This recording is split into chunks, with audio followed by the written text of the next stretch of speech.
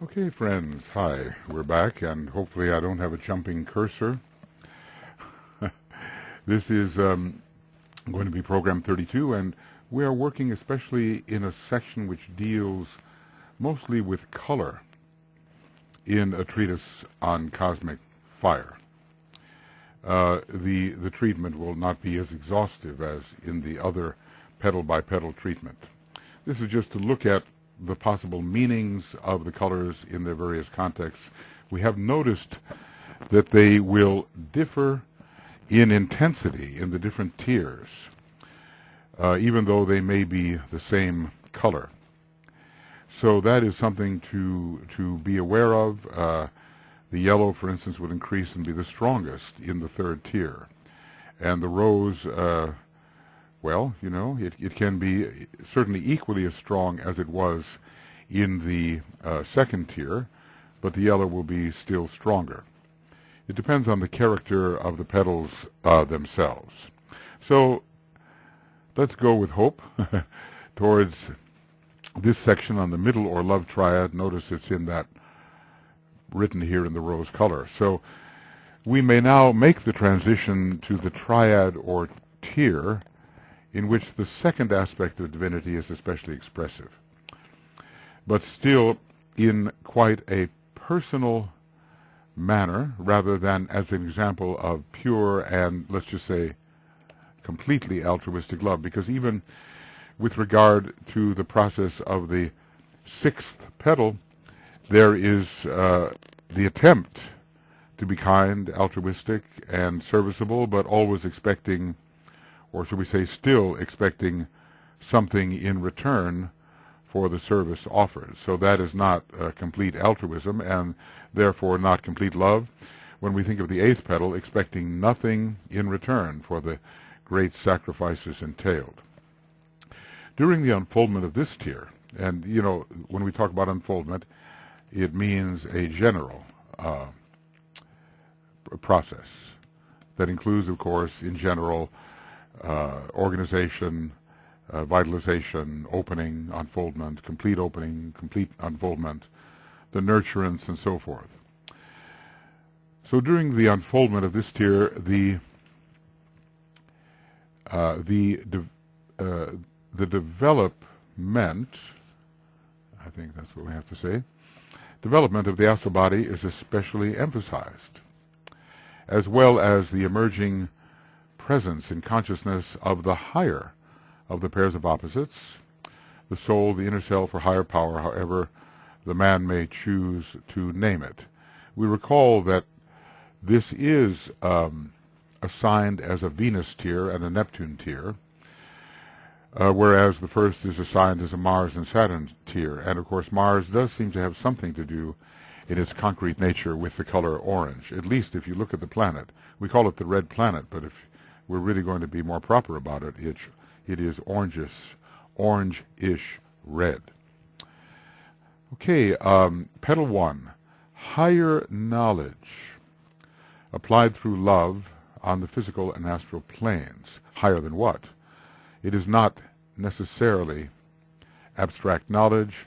We might just say higher than concrete knowledge. And there will be a type of knowledge which enters due to the to growing rapport with the higher of the pairs of opposites. So, you know, this is not the abstract mind of the spiritual triad. It cannot be, but of course, given the sign Cancer and its relation to the third ray, the knowledge factor will be important, and it is a knowledge petal, of course. And its colors we see are the rose and the other three. You know, in other words, these three in the fourth petal are exactly the same as the three in the first petal, but the color rose is added here. Okay, applied through love on the physical and astral planes, and certainly this is the ideal. This sentence expresses the ideal which may be found when the petal is completely unfolded. One has to work one's way to it. So the knowledge here gained is no longer entirely concrete, as was the case in the third petal. The man is dealing with both the physical and astral planes, because it's the knowledge petals for the physical plane and the love petals for the astral plane. Whereas during his experience with the first tier,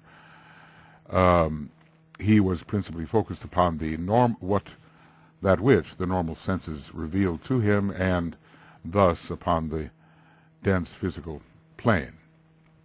You know, there may be some times very early in the evolution of the race when there is a higher sensitivity to inner life without really understanding it. I mean, HPB said that the newly individualized man was very aware of the presence of the God within him, but that this faded away. And later man was certainly aware of the astral plane, but then that faded away too. You see, there was a gradual descent into concreteness, which reached its peak, I suppose, I would guess, sometime during the Aryan phase, when the physical brain was considered to be the revealing factor. Even in Atlantis, we're told that this diminishment of inner capacity occurred. So knowledge is gained as a result of the sensed relationship between an inner and outer self. Knowledge which is based on astral sentiency begins to accumulate. The man's attitude is no longer entirely extroverted as it was an objective, as in the petals of knowledge. Oh, okay, knowledge petals, how about that? He is becoming aware of what will eventually be identified as the self within, though his knowledge of that self may remain for a long time vague, even as it is rather vague for many people today. When we study esotericism, we begin to be aware of the inner God within us, a higher aspect of our own nature, that which we more truly are, but still, when you think about that, this higher nature within oneself is not necessarily a shared experience of all human beings. In fact, the majority, I think, don't have it. But maybe increasingly now, with the kind of consciousness education to which we are being exposed in a global sense, more will be attuned to the inner aspect, inner and higher aspect of themselves. So the colors, let's see here. Got to make sure that we're not doing this incorrectly. Okay. The colors, then, will be rose and the original three, as I just pointed out. Rose and the original three, and here are the original three. So, the presence of these colors above suggests the following. Well, rose suggests the intensification of the strength of, let's call it desire love, not pure love yet. The veil of ignorance is lifting.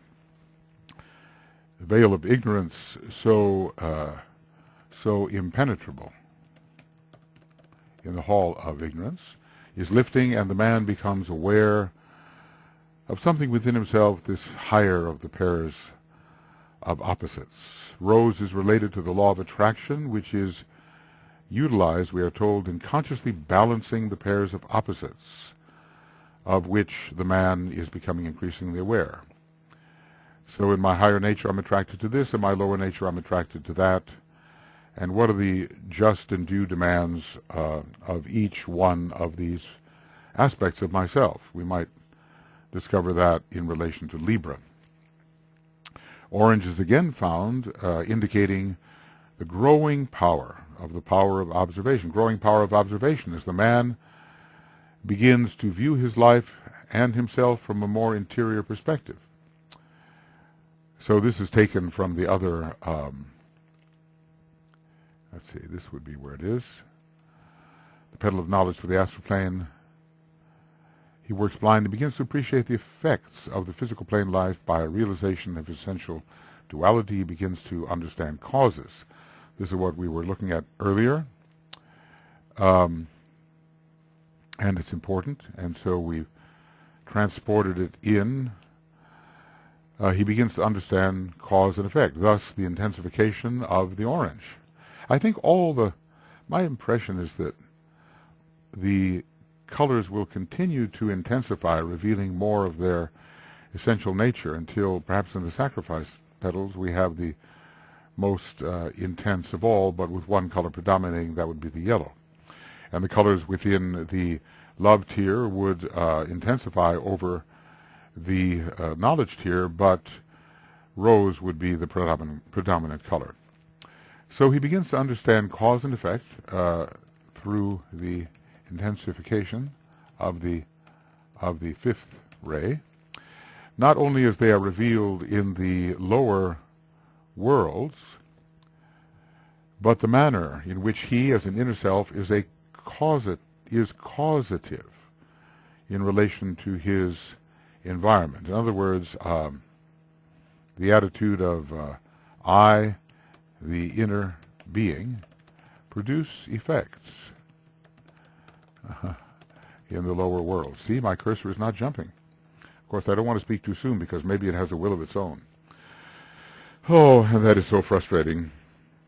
One of the most frustrating of all little computer glitches that can happen. Green is, again, present, signifying the act of intelligence by means of which the man begins to integrate his personality. The ray 3 is an ultimately integrative energy, just the way Saturn, ray 3, integrates all the lesser rays of attributes. Brahma includes the lower beings within itself. So to speak, includes Indra, lower Agni, Varuna, and Kashiti. So this is a Cancer petal. Cancer brings in the third ray, and we're dealing, somewhat with the matter aspect of the plane. I suppose thought forms here, astral thought forms, would be a subject we could deal with here. We're dealing with the more material aspect of the astral plane. Violet occurs now on a higher turn of the spiral, indicating the personal stability which man gradually achieves as he brings his increasingly integrated personality into order and rhythm. And think of this now. Think about Cancer. It really fits. Of course, we have looked at the appearance of Cancer even in the first petal, the 3 and the 7, and talked about the growing sense of the etheric plane under Violet and of the dense physical plane under Green. But here, this is definitely a Cancerian petal. It's the 4th petal, starting with Aries, numbering counterclockwise, and those are the 2 rays passing through Cancer, the 3rd and the 7th, the green and the violet. It's all, again, hardline except for the rose, which is the general coloring of this entire love tier, which is concerning mostly the world of human affairs, the social world, humanity as we normally understand it, the higher parts of humanity, and not so much entry into the 5th kingdom, at least where the organizational work is concerned. And we did read, that it is the organizational work for which man is mostly responsible, with the unfolding occurring through added power, whether of 3 factors. 3 factors bring about the unfolding. So 3 factors bring about unfolding: the second logos, the solar angel, and the rod of initiation, wielded by the initiator. So violet is here, and the color of the seventh ray suggests the use of this ray to link the inner and outer pairs of opposites. The higher and the lower meet, the highest and the lowest meet. The subjective and the objective attitude. I think, this is how violet can be used to link the higher of the pairs of opposites with the lower. Heaven comes to earth. Okay. And of course we, need to think of the human groups that are involved here, and this is beyond your average individual who is a lotus of passion and desire when this is unfolding. At the same time, it is not yet the fully creative individual, but it is the integrating personality, certainly aware of some inner sustaining power within itself, not yet as expressive and creative as will be the case as the fifth petal is unfolding. Okay, now we have higher intelligent love. It's a higher form of love on the physical and astral planes. So a definitely higher form of love, and it is such a pivotal petal. We talked about it before, so related to Leo and Scorpio, and even to Sagittarius, depending on how we count.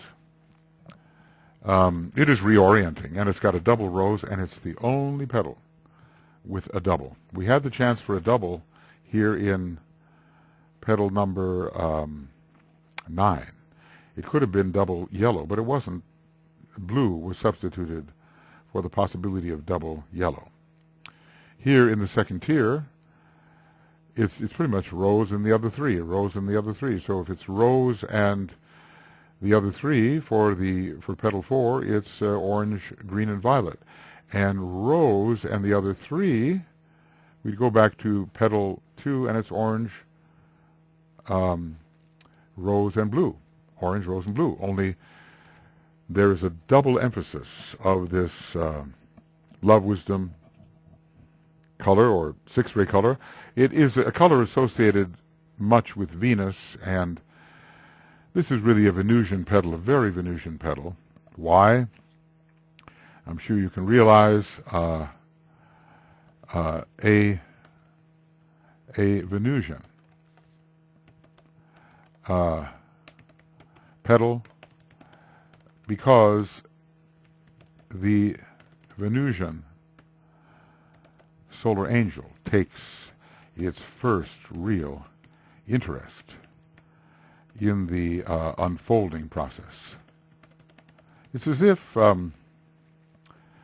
different thoughts come, but as if the man does the organizational work, and the factor associated with the second aspect of divinity does the work of further vitalization and opening. So we don't literally open a petal, but when we receive sufficient energy from the supervisor, whether it's the second logos, the solar angel, or the initiator, then based upon all the work that we have done, in organization, there is the possibility of taking that and really augmenting it into what we call unfoldment. Higher intelligent love. Now, we had before higher knowledge applied through love on the physical and astral plane. We really should remember these. I should remember them, certainly. Higher knowledge applied through love. I'm going to copy that just to have it side by side with petal 2, because I think it's so important to look at these two things together. So we could say,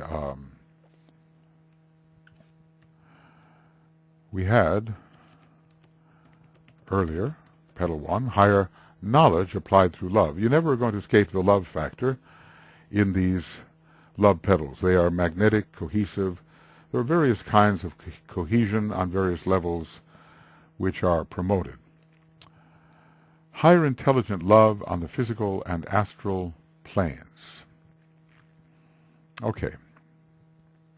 We move from the expression of higher knowledge only, albeit expressed through love,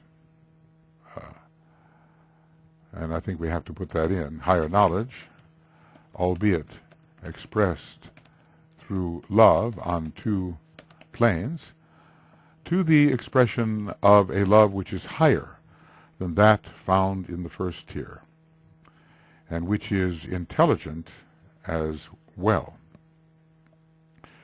So the intelligence gained in the first tier is preserved. The intelligence, the intelligence gained in the first tier, nope.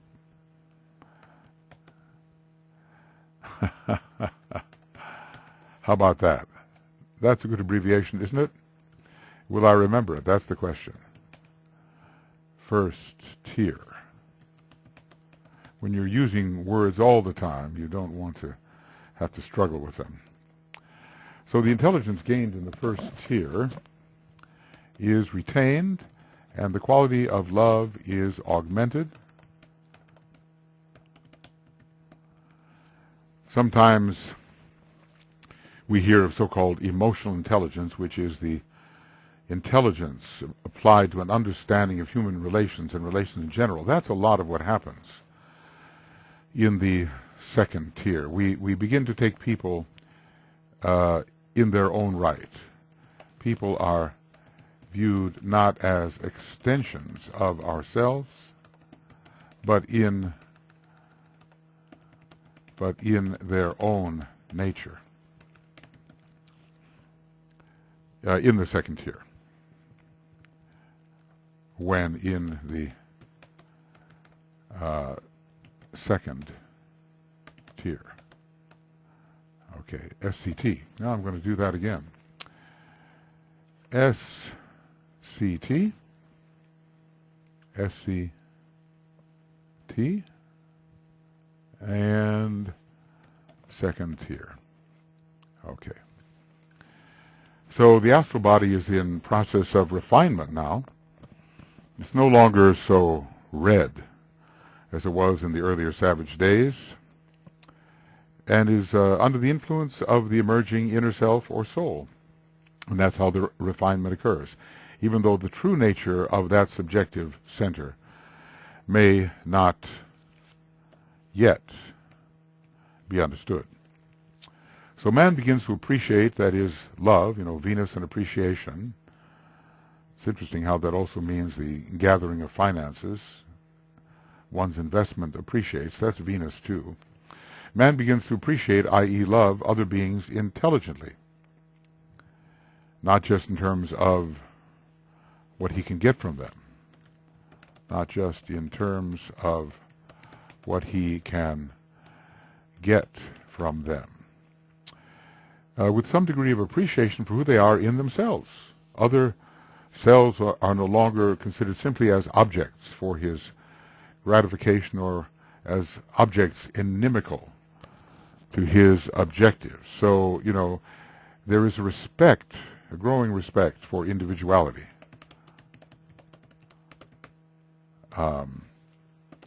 Individuality in this petal. So, people are not considered important in themselves so much in the knowledge tier. And I might as well do that too, don't you think? I don't know how I missed that, but I think it should be done. And the word circle is used also in quite the same way. So he is in the process of transforming his love nature. as we're told, from the love of the unreal to the real. A truer sense of values is emerging, and he begins to love with the love of his inner subjective self, and desire is being elevated. It's in the process of transmutation. Love for the astral plane, unfoldment is brought about through the process of gradually transmuting the love of the subjective nature or of the self within. To what is it directed? And this has a dual effect and works out on the physical plane in many lives. How many? Of turmoil, of endeavor, and of failure, as a man strives to turn his attention to the love of the real and by a corollary away from the love of the unreal.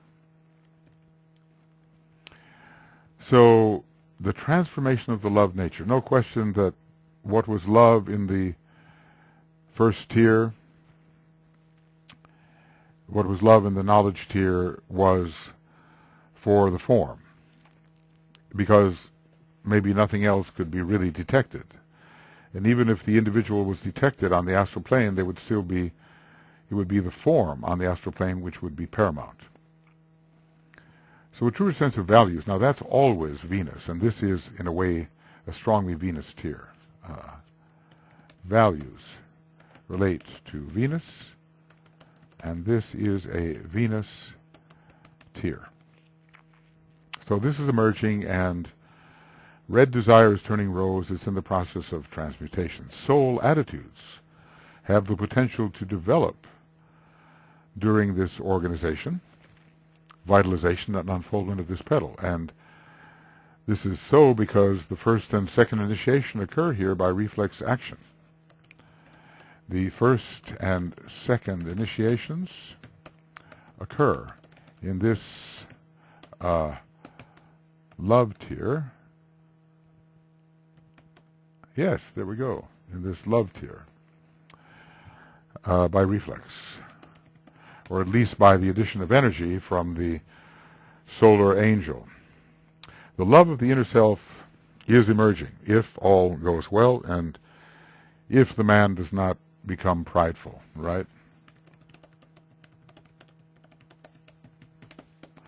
And if not, destructively egotistical attitudes may here develop and lead to considerable trouble, both in relation to the expression of the fifth petal and later in the developmental process. I think if we begin to develop an egotistical attitude here, it would be such people that would be more likely to veer off and turn towards the left-hand path. Not many do, of course, but veer off and turn towards the left-hand path after the second initiation. The colors, rose and the corresponding three, of which rose is one. So blue is there and orange is there. Double rose, the orange and the blue. So the presence of the colors above suggests the following. In the petal, this petal, the color rose appears 2 times, or with a double dose, double intensity, giving evidence of the emotional aspirational intensity here experienced, aspiration towards the real. And obviously in the hall of ignorance, desire love has been turned towards the unreal, the formal, and not towards energy itself. Orange is important here, for this is a Leo petal, and the color Leo is given by the Tibetan as orange. The intellect is becoming bright. It's the fifth petal, fifth ray, you know, and the concrete mind is ready to be illumined by the higher of the pairs of opposites, the inner source of light, the soul. This may not happen, however, until well into the petal process. I do want to sort of turn to page 869 again. I so much like that quotation.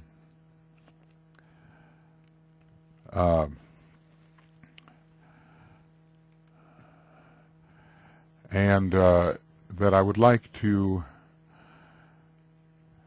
bring it out. The active let's see, each of the three circles. I just want to make this as an important quote, page 869. I keep on feeling the need to return to it. TCF 869. The act of organizing and preparing for unfoldment is the most important stage and that with which the man is most concerned. I guess it means he can be concerned with some other things too later, but at least most concerned. This is where his labor is, and then he is aided. The act of petal opening is of briefer duration. So organizing and unfolding contrasted in terms of the man's labor or work.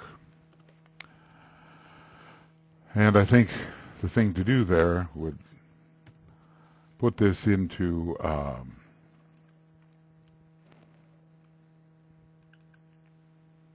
AAB extracts, organizing and unfolding of petals, contrasted in terms of the man and angel.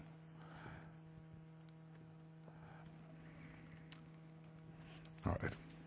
The act of organizing and preparing for unfoldment is the most important stage and that with which the man is most concerned. So, you know, at the time of the first initiation, there's a lot of work going on in that seventh petal, and some degree of unfoldment is going to occur there on the basis of man's own labor, but more still with the application of the rod. And when there's a reflex effect, I mean, you know, all that organizational work has been done in the fifth petal.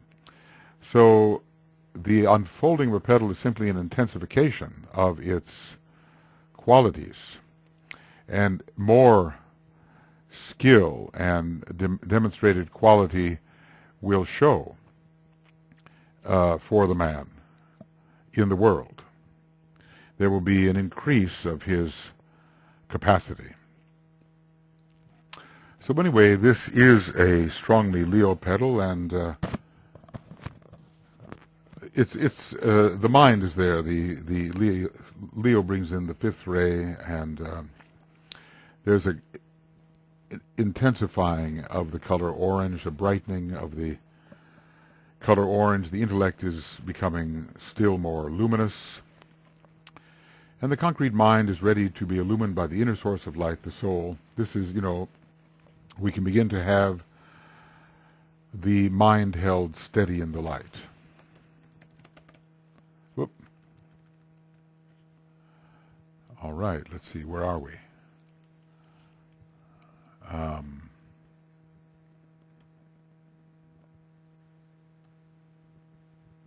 think I better go back just a little bit just to see. Yeah, indeed.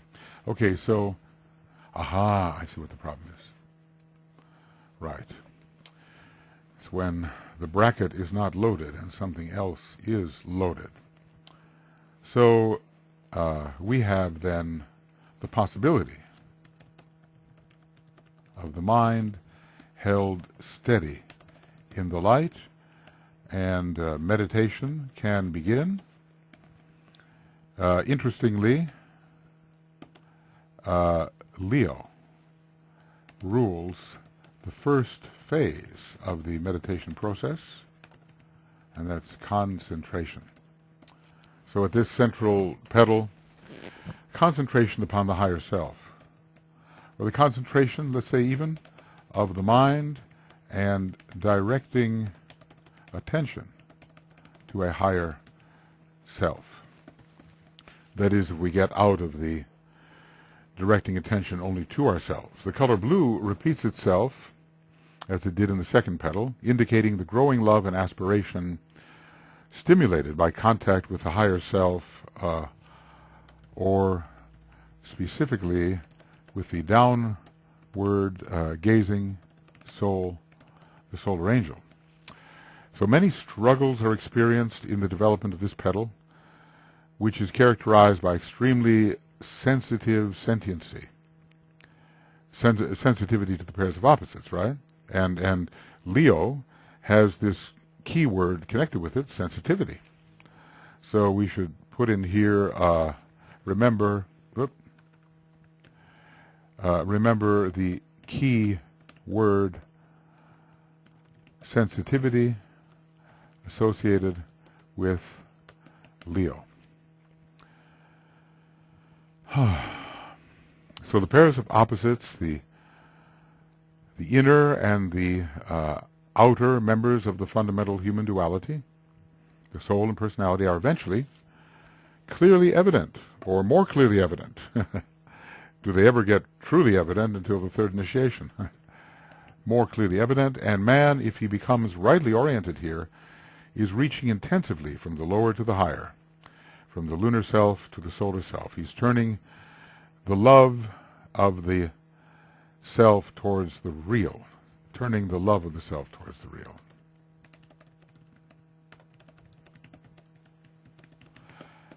And there's going to be, emotional purification, the double rose, you might say. Double rose indicates emotional purification. All right, then the Virgo petal, petal 3, loving, intelligent sacrifice on the physical and astral planes. And now let's do our accumulative work here, and we will take both of these, okay? And we'll come down here and look at the predecessor, so we can look at all three together, right? So, we had earlier higher knowledge applied through love. We had secondarily higher intelligent love. And notice how the qualifiers are used. This is the noun. So it's loving, intelligent sacrifice. It's the last word. Higher intelligent love is the last word. Love is the last word. And then higher knowledge. Applied through love, higher knowledge. That's the last word. Okay. Loving, intelligent sacrifice on the physical and astral planes, and we would say, though not yet completely unselfish. No. So we note how the qualities become cumulative, and we've tried to add to that sense of accumulation. Love and intelligence are added to the sacrificial attitude to be found in relation to all third petals.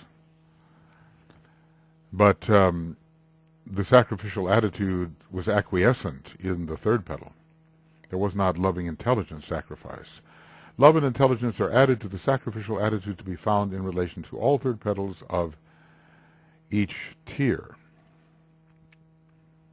And it is a higher form of sacrifice, higher than that experienced in petal 3, of course. Much more conscious that is here experienced. It is purposeful and no longer unconscious, though characterized by mixed motive, as we have been told. And that is, of course, interesting. We can't quite get into the stage of simply giving. So rose and the same 3, and here we are in petal 6, rose and the same 3, orange, yellow, indigo. Orange, yellow, indigo, you see. It's just the addition of rose. So we remember this is a petal of self-perfection. A lot of the work done in it is preparing. It's a probationary discipleship petal, you might say. A petal of what is usually called probationary discipleship. And it, takes place before the first initiation, the organizing work there. We have to purify our natures physically, emotionally, mentally, as much as possible. And then we are preparing for the work done in the 7th petal, which will unfold completely the 5th petal. I guess when you're trying to describe an interior and natural process, it's never easy. Let's see here. Yeah. It's never easy to do that. And so it seems like the little clues are everywhere. And if we follow the clues, we can get something of the sense of sequence. But there are probably so many different varieties of how this occurs. Yet some degree of the sense of sequence will be useful for us. So the rose and the same three, the presence of these colors suggests the following. Rose is precisely the color which fits with the 6th ray attitude of this 6th petal, dedicated, devoted to purification and to taming the elemental self, the moon, towards unselfishness. And it will resist, of course. Resist.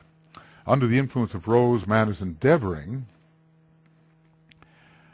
I'm kind of in a type of UK English, so when we spell it in the American way, it comes up as a mistake. Under the influence of rose, the man is endeavoring to give up selfish desire, though he does not entirely succeed. He does not entirely succeed until there's sufficient work going on in the 8th petal, and by reflex, the 6th will come to success and unfold.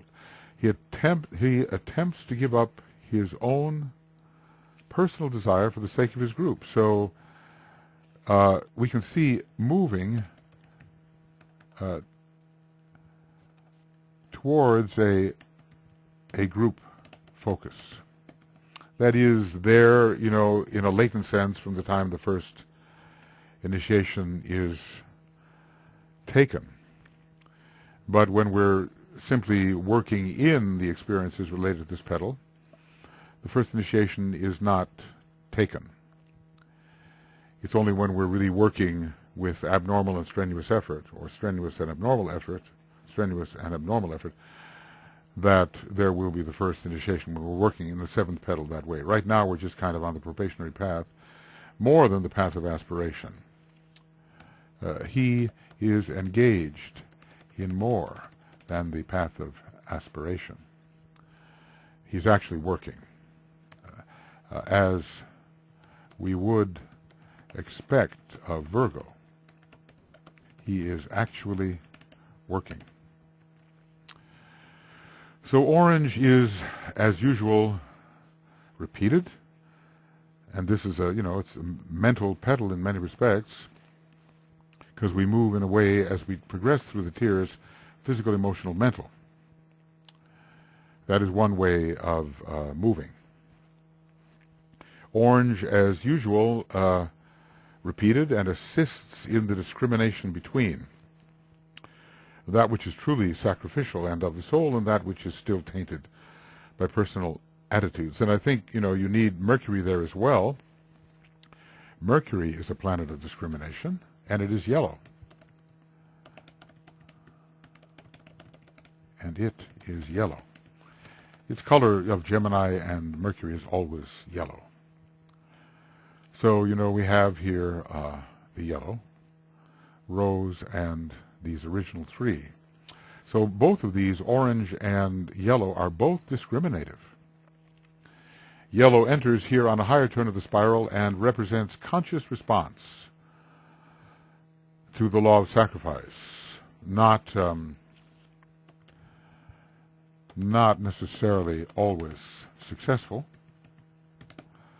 It's a law emanating from the soul, the energy which is now being strongly sensed.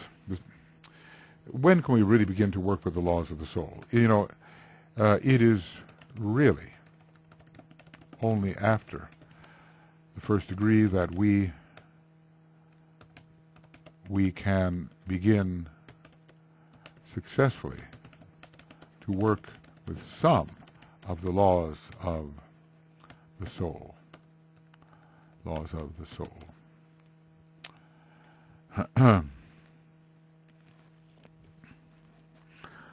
But already, you know, there are people before the first initiation who have heard of the ageless wisdom, and they are trying to train themselves to be the true, to have the birth of the Christ in the heart, and not just be imitators of what they see other people do, or do it because they think it's right, but do it because of the deep motive which is provided by soul contact, sustained soul contact. Indigo arises again on a higher turn of the spiral.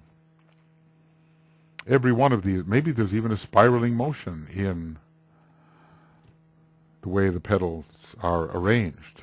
Maybe they somehow symbolically depict the rising spirals. So indigo arises again on the higher turn of the spiral and represents the synthesis of all that has been learned about the nature of emerging subjective love in this love tier, as it conditions particularly the astral body and begins to unite the pairs of opposites, soul and personality. Always there is an encapsulation, and you know, everything that was synthesized before in petal 3 is still part of the synthesis in petal 2. Petal 6. So each time indigo appears, the man becomes more inclusive. I think the beginning of group consciousness DK discussed when the 3 petals are opened, you know, such as he said the union worker who develops the group sense but still in a selfish sense, in a selfish way. By the time indigo is coming to fruition here in petal 6, I think a lot of selfishness has been overcome. It'd be most interesting to see the relative timing of the emphasis of the different colors in the petals. Probably not everybody has equal emphasis of all the different colors. Probably it depends very much on their ray structure, their more permanent ray structure, the astrology of their soul, because probably every soul has its own abiding astrology, and then of course the astrology of the personality for the immediate incarnation. So these 3 petals of love preserve the fundamental orange, but add the rosy color in every petal so that 4 colors now are seen. The orange is the color of concrete intelligence and of the sun in a way and of the solar angel, and represents the fundamental endowment imparted to animal man by the Agnishvatas. And maybe it also begins to appear on its own without the Agnishvatas due to the fanning of the flame. The Agnishvatas give to man what he could have developed for himself in a much longer period of time. So even when individualization is not through the intervention, those colors will emerge, probably through the powers of the monad and triad feeding the egoic lotus. Orange, or whatever shade it truly is, you know, the interior colors often are very different from the colors that we think of customarily, is also the fundamental color of the Agnishvatas. An intensity of orange must continue to grow all through the development of the first 9 petals. As the solar angels, you know, big and little solar angels, major and emanated solar angels, increase their influence over the personality. But the color rose is added in every petal, so this corresponds to the refinement of the astral body and the growth of an increasingly real love, a love that penetrates less into the world of form, that love must someday fail to penetrate, the second integration formula. Throughout the development of the second tier, the love nature is refined, becoming less and less the slave to form-based desires. Let's put it this way: the real is not form, and even in the fifth petal, one is to turn the how is it put?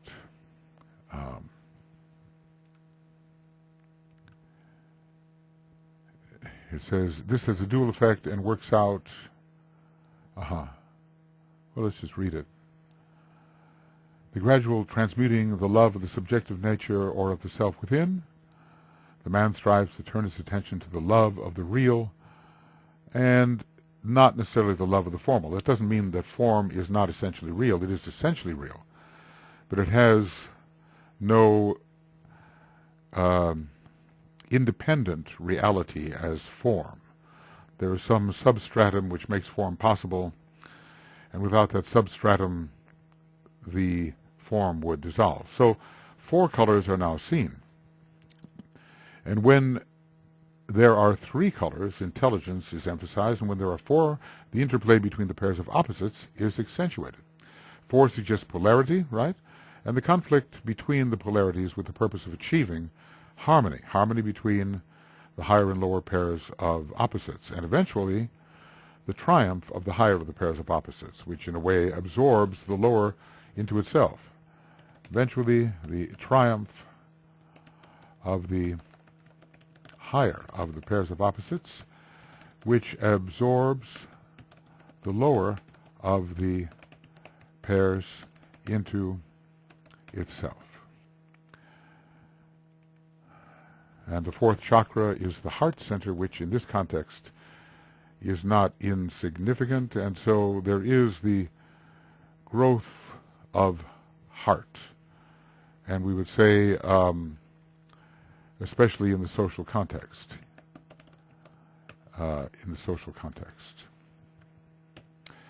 Participation intelligently in world affairs. And this is the social, civilizational context.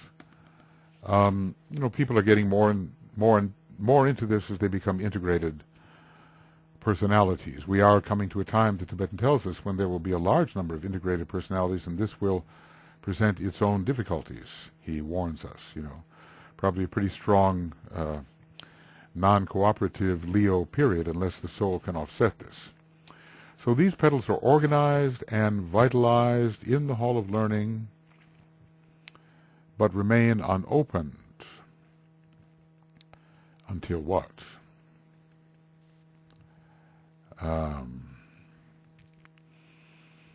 Well, always there is the general statement. Organization and vitalization, I don't expect that they will be equally organized and vitalized.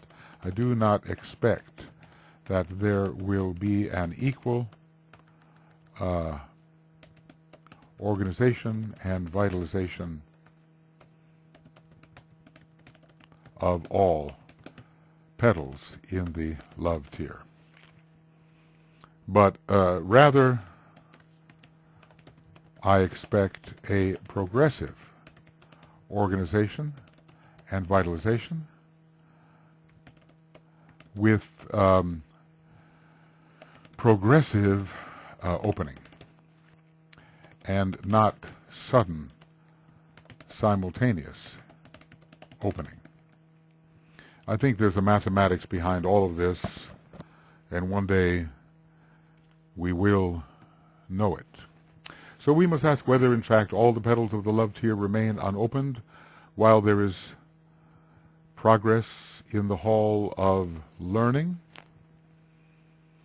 In other words, let's say, for instance, when there is earnest work in petal 6, is it not conceivable that petal 4 could begin to open? Just as when there is earnest work in petal 7, petal 5 is surely opening.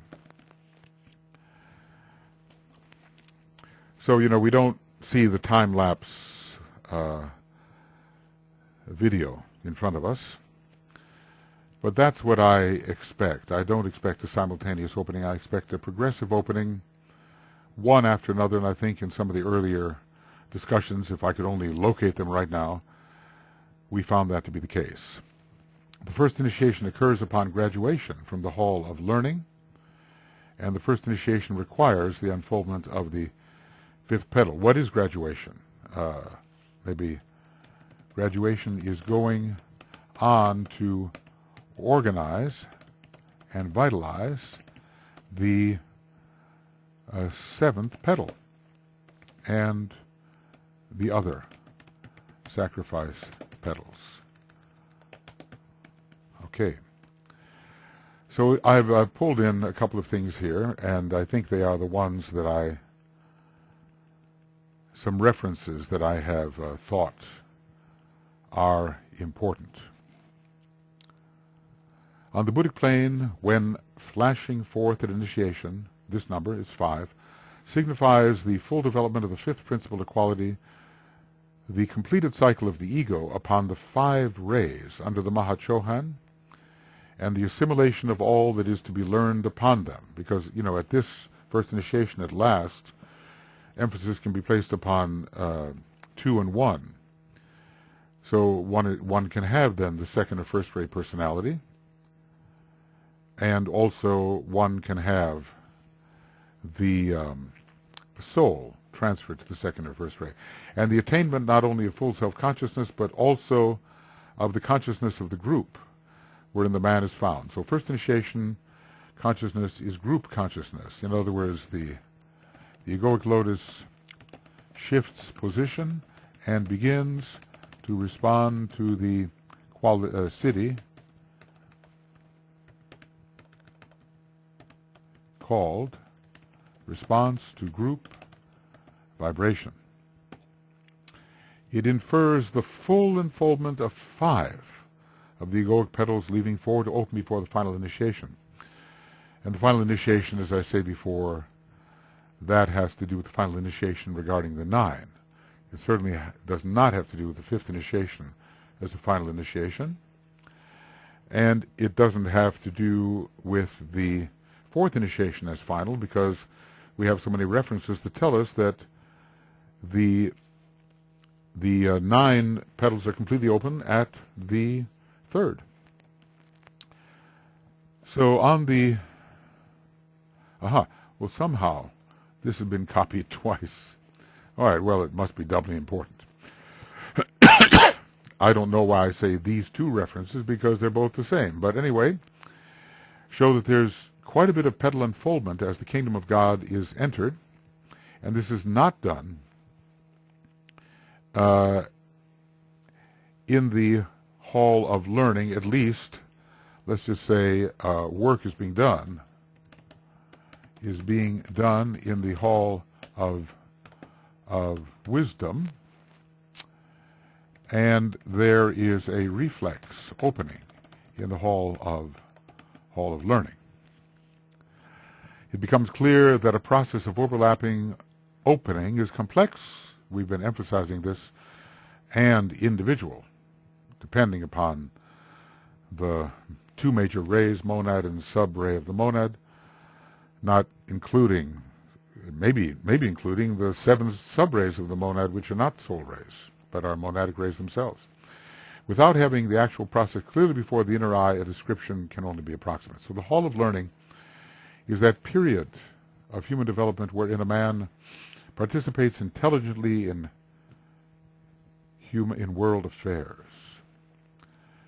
There is intelligence here. It's been gained in the hall of ignorance, and now it is applied to the civilizational social context, and learns also about the existence of his inner nature.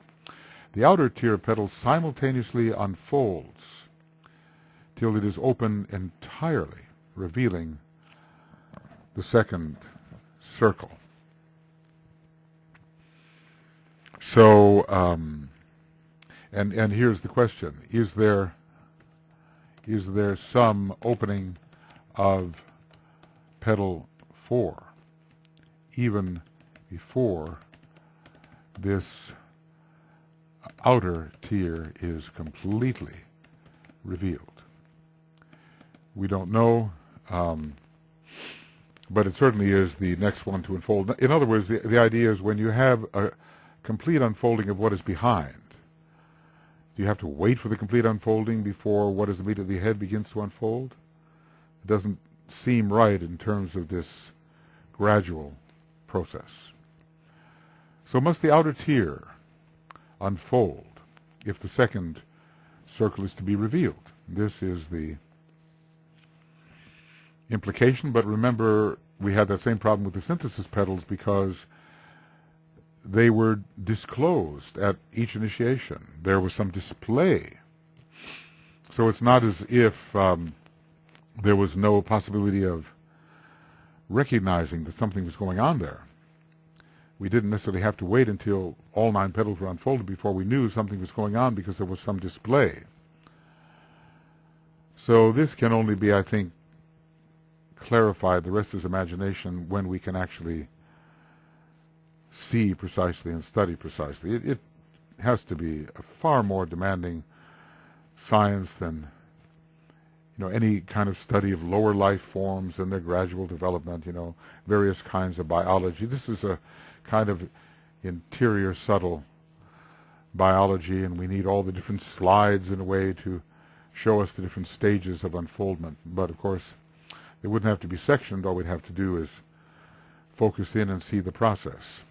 So during the organization of the second tier, sometime during it, the outer tier unfolds entirely.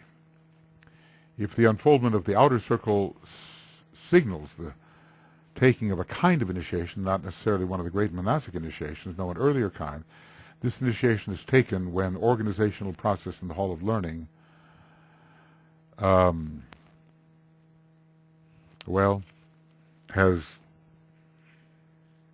is being completed. I don't want to say has been completed. I want to say is being completed.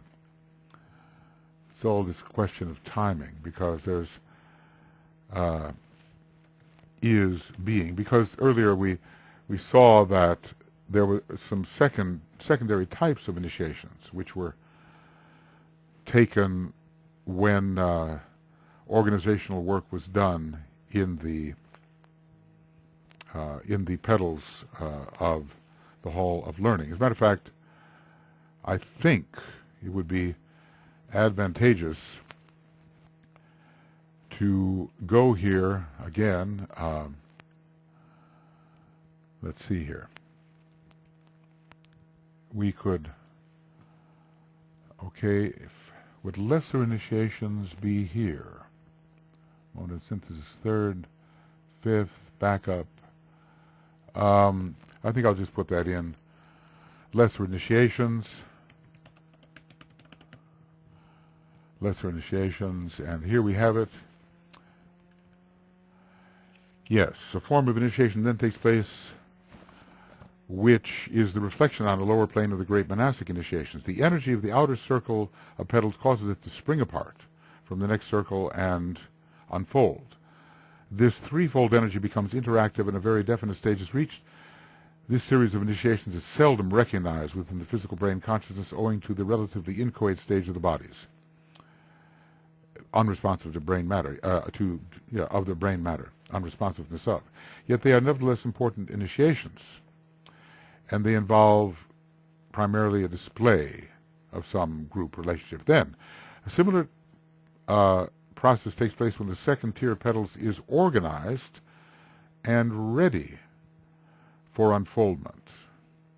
So this is so interesting because it implies that there is not complete organization of the second tier when, let me get this straight, when the first tier springs open, but that comes a bit later. Okay, I think, the thing to do is just copy this thing, and make it very small. Maybe that will do it. I'm going to insert it here, and Okay. And it would be the outer tier simultaneously unfolds until it is open entirely, revealing the second circle. Okay. And now I'm going to make this very small so that it seems to have a reasonable place here without overcoming everything. So you see what I'm saying here is that if we have to wait for the second series of initiations until the second circle of petals is organized and ready for unfoldment, this earlier initiation occurs when the outer group of petals simply springs open. That necessarily has to be before the second series of petals is organized and ready for unfoldment. The second types of initiations, these smaller initiations, have to do with some type of unselfish love. And we could even say that has something to do with the sixth petal rather than the seventh. Let's see, maybe this has work to do. Maybe there is a relation to the work done in the sixth petal. So anyway, the idea is that from what is below, the outer tier simultaneously unfolds. Let's look at this. We'll go back to where he was. Four colors are now seen. I'm looking for what DK is saying in this particular section. The outer tier of petals simultaneously unfolds till it is open entirely, revealing the second circle.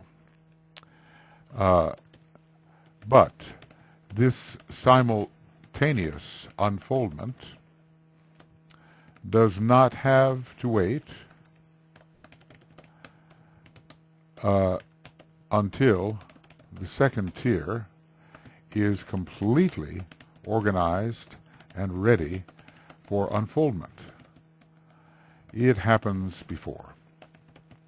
So we're sort of piecing together the chronology of opening, of unfoldment. And of course, just seeing it would be the way to go. But we have all these clues, and we can get a fairly good picture, and when the day comes and we're watching it, maybe we'll remember these kinds of studies.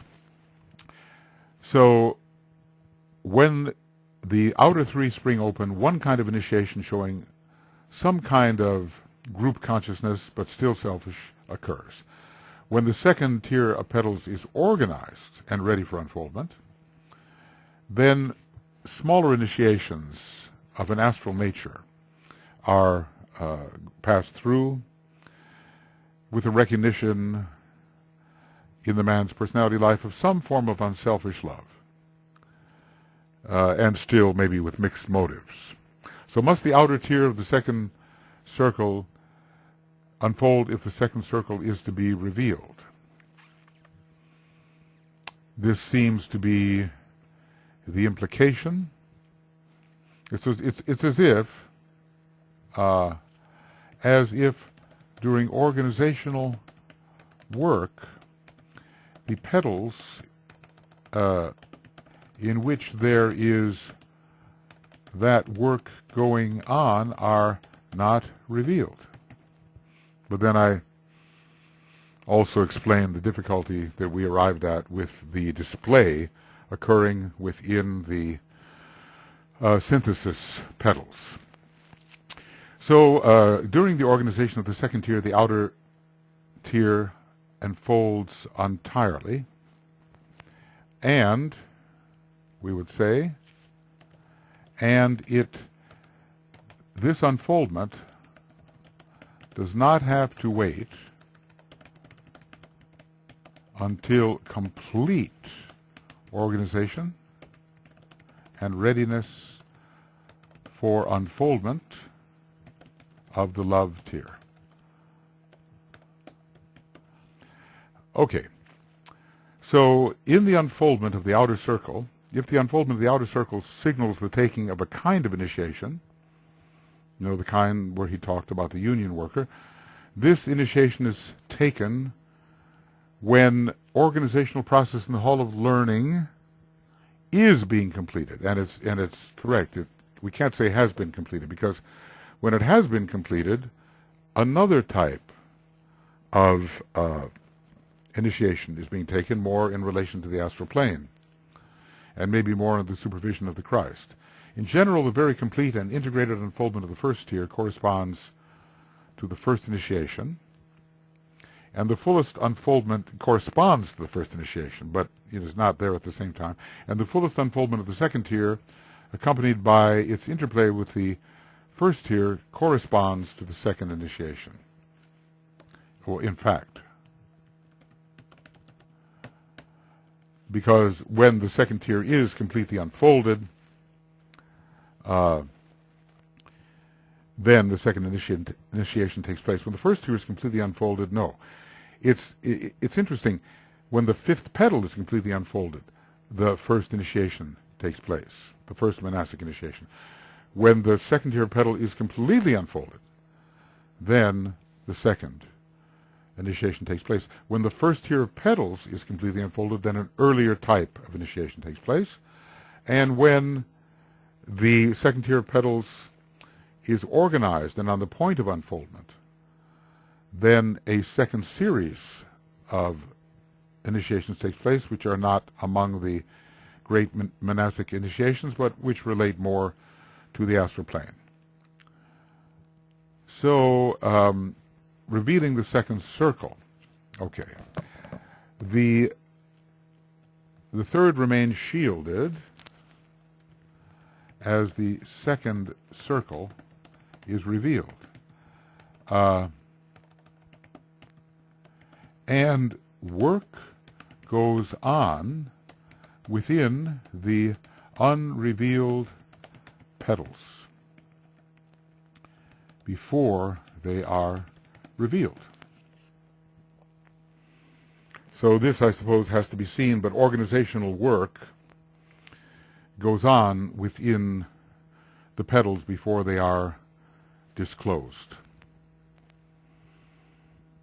And it would seem to me, well, let's see, you know, work being done on the first initiation in the seventh petal, on the second initiation in the eighth petal. Is that work being done in an undisclosed tier?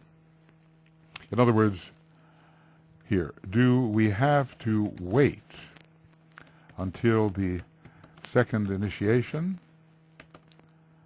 before seeing the petals of the sacrifice tier? Because that's when the second group of petals, the love petals, will be completely unfolded, maybe revealing then, just the way the knowledge petals revealed the love petals, then the opening of all the love petals will reveal the sacrifice petals. But here's another question. If there is unfoldment in the sacrifice tier before or at the time of the first initiation, is this unfoldment not seen? Is it possible to have unfoldment which is not seen? Is it possible to have unfolding petals which are not seen? And it does not seem so. So there are things to be straightened out. I wish I could really straighten them out at this point, but there's no way to dogmatize about this. Earlier, what we discussed was that through the abnormal and strenuous and abnormal work of the individual, some degree of unfoldment was brought about. And then the rod of initiation brought further unfoldment. Now, this abnormal and strenuous work must precede the application of the rod. So there's going to be some unfoldment based upon abnormal and strenuous work. This unfoldment is brought about through the strenuous abnormal work and the application of the rod. I'm assuming that both of these bring about unfoldment. So some degree of unfoldment in the seventh petal has to be done through strenuous and abnormal work. And that's before the first initiation takes place, and before the fifth petal is completely unfolded, and before certainly all of the other petals of the second tier are unfolded. So do we have to wait for the complete unfoldment of the second tier in order to see anything going on in the sacrifice tier where some unfoldment is occurring? I hope that's clear. Some unfoldment is occurring. And when the rod of power is applied, well, you know, when the rod of power is applied to the seventh petal, more unfoldment takes place in that petal, and yet the entire second tier is not completely unfolded. Petal 6 remains to be completely unfolded.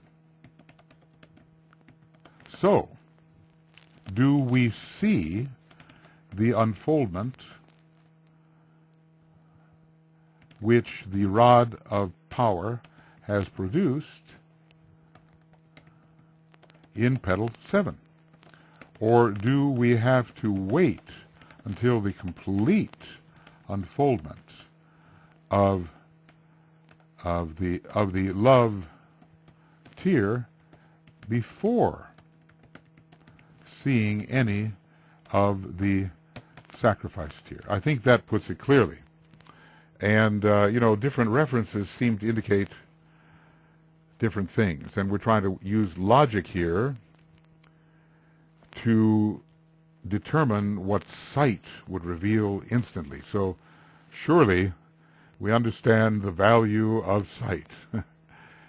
I feel like one of those poor groping creatures in the early days before individualization, before the coming of the eye.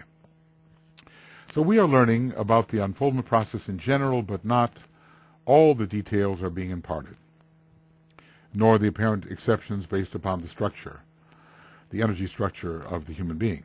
DK is telling us that as the knowledge tier unfolds, revealing the second tier, the inner or sacrifice tier is still not to be seen. Okay, but, you know, can we apply the same to the, can we ask the same question re the visibility of the love tier? Must we wait for the entire knowledge tier to unfold before seeing any of the love tier? When we think of the picture of the full-blown egoic lotus usually presented for study, we can understand that it represents an individual who is very highly developed. In fact, one who is virtually an initiate of the fourth degree. The jewel is shown disclosed and radiant. And this is the egoic lotus on the point of destruction, but there's so many in-between phases which are entirely individual. And if we were looking out in that field of lotuses, we're not going to see everybody looking like this. This will be the rarity. We'll see all these different possibilities. Okay, well, we're just about ready then to go into the inner or sacrificial triad. And, you know, this more and more comes to light. More and more pieces of the puzzle come forward.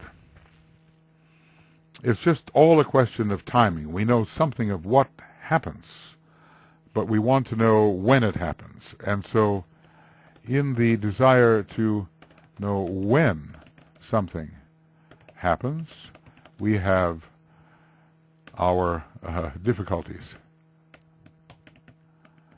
The sequence, the general sequence, and what is visible when. What is disclosed when. That's what we want to know. Okay. Then we can proceed with the third tier, and there will be 5 of the colors showing from each one of the petals of the third tier, and things will become a bit more complex and less regular. So far we've had complete regularity for the first 6 petals in terms of the colors we might expect, but then some changes begin to occur. Especially in petal 8 and petal 9, we have a few color anomalies. So the inner sacrificial triad. This is the triad which specifically concerns the initiation process only through strenuous abnormal work. Will the initiation process be prepared?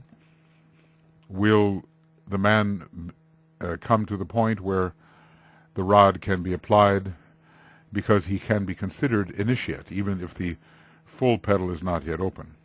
So there is no initiation without the will to sacrifice, and there's no will to sacrifice unless soul love is establishing itself as influential within the consciousness. Let us assume that somehow, even before the second initiation occurs, we can see something that is happening within the sacrifice petals. Because otherwise we would have to wait until the second initiation. A lot of work would have been done within the sacrifice petals before the whole tier would have opened, the love tier, revealing for the first time the sacrifice petals. It seems a long wait. As I've explained before, let's say it seems we should not have to wait for the complete unfolding of the second tier before seeing the petals of sacrifice.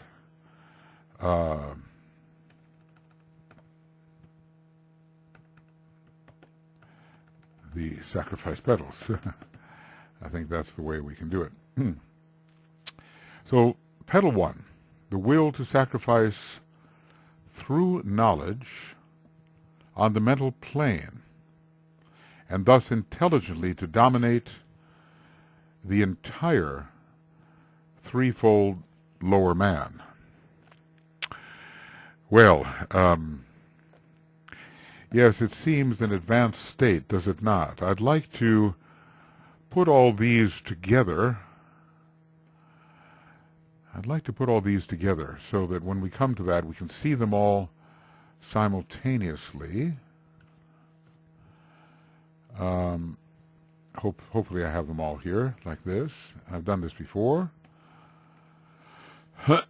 And then put these together and accumulate them and bring them down to the point where the last petal is being dealt with. Of course, it says something so brief and powerful, the utter sacrifice of all together. One wonders how much of all forever, one wonders how much one can really say. But okay, we will look here. The will to sacrifice through knowledge on the mental plane, and thus intelligently to dominate the entire threefold lower man. When is the entire threefold lower man dominated? Well, there's the will to do it. is it really achieved? I guess by the third degree this is achieved. By the third degree, this domination is achieved, this ending of the ancient authority of the threefold personality. So the descriptions of the meanings of the petal become increasingly complex as we move into the third tier. One would, just have to ponder this. The will to sacrifice through knowledge on the mental plane. I believe we have not yet achieved true mental polarization in the technical definition of it between the second and third initiations, and thus intelligently to dominate the entire threefold lower man. We don't have much mention of love here yet, do we? It's a petal connected with Libra and the third ray, and or Sagittarius, as we've looked at it, and or Aries. So this complexity is growing in the description. And throughout the expression of the third tier, the factor of sacrifice is to be found. The yellow is pervasive. In the first of the sacrifice petals, the kind of sacrifice to be made requires knowledge. It is a knowledge petal. And it is not only concrete knowledge, but the kind which arises through soul culture.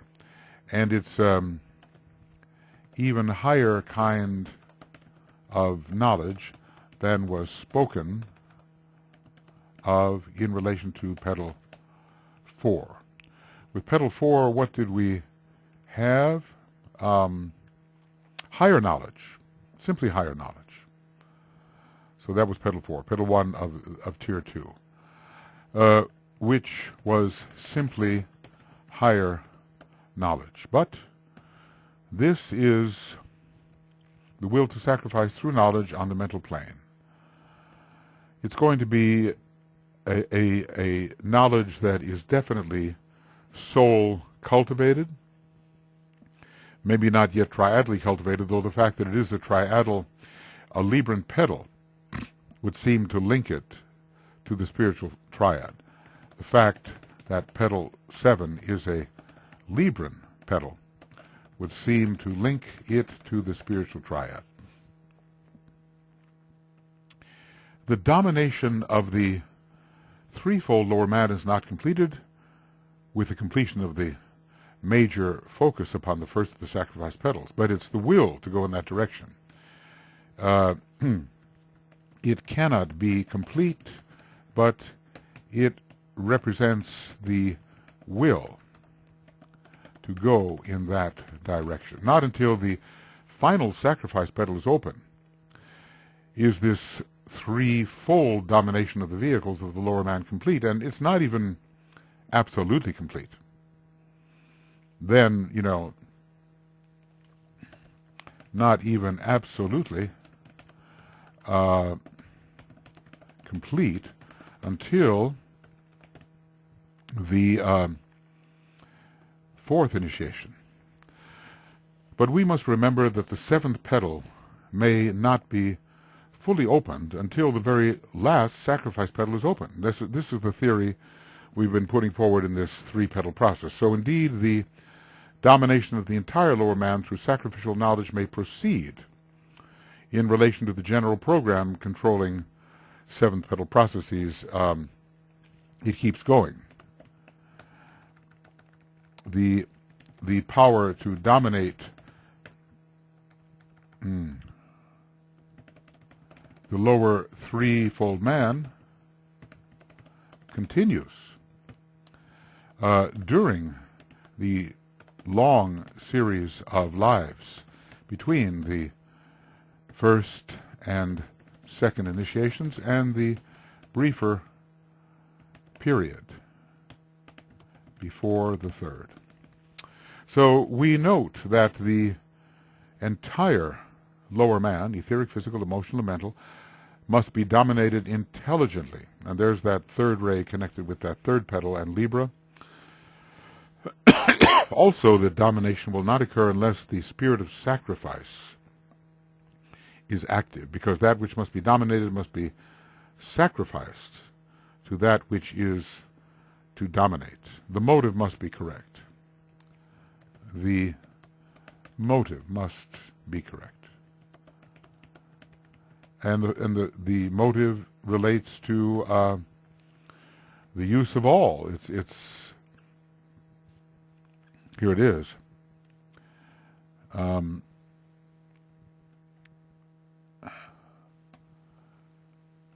well, maybe I'm not going to find it right there. I think I have to find it here. So, the motive. Its unfoldment marks the period wherein the man consciously utilizes all that he has gained or is gaining under the law for the definite benefit of humanity. It's a very generous petal, you know, in relation to Sagittarius and Jupiter, perhaps.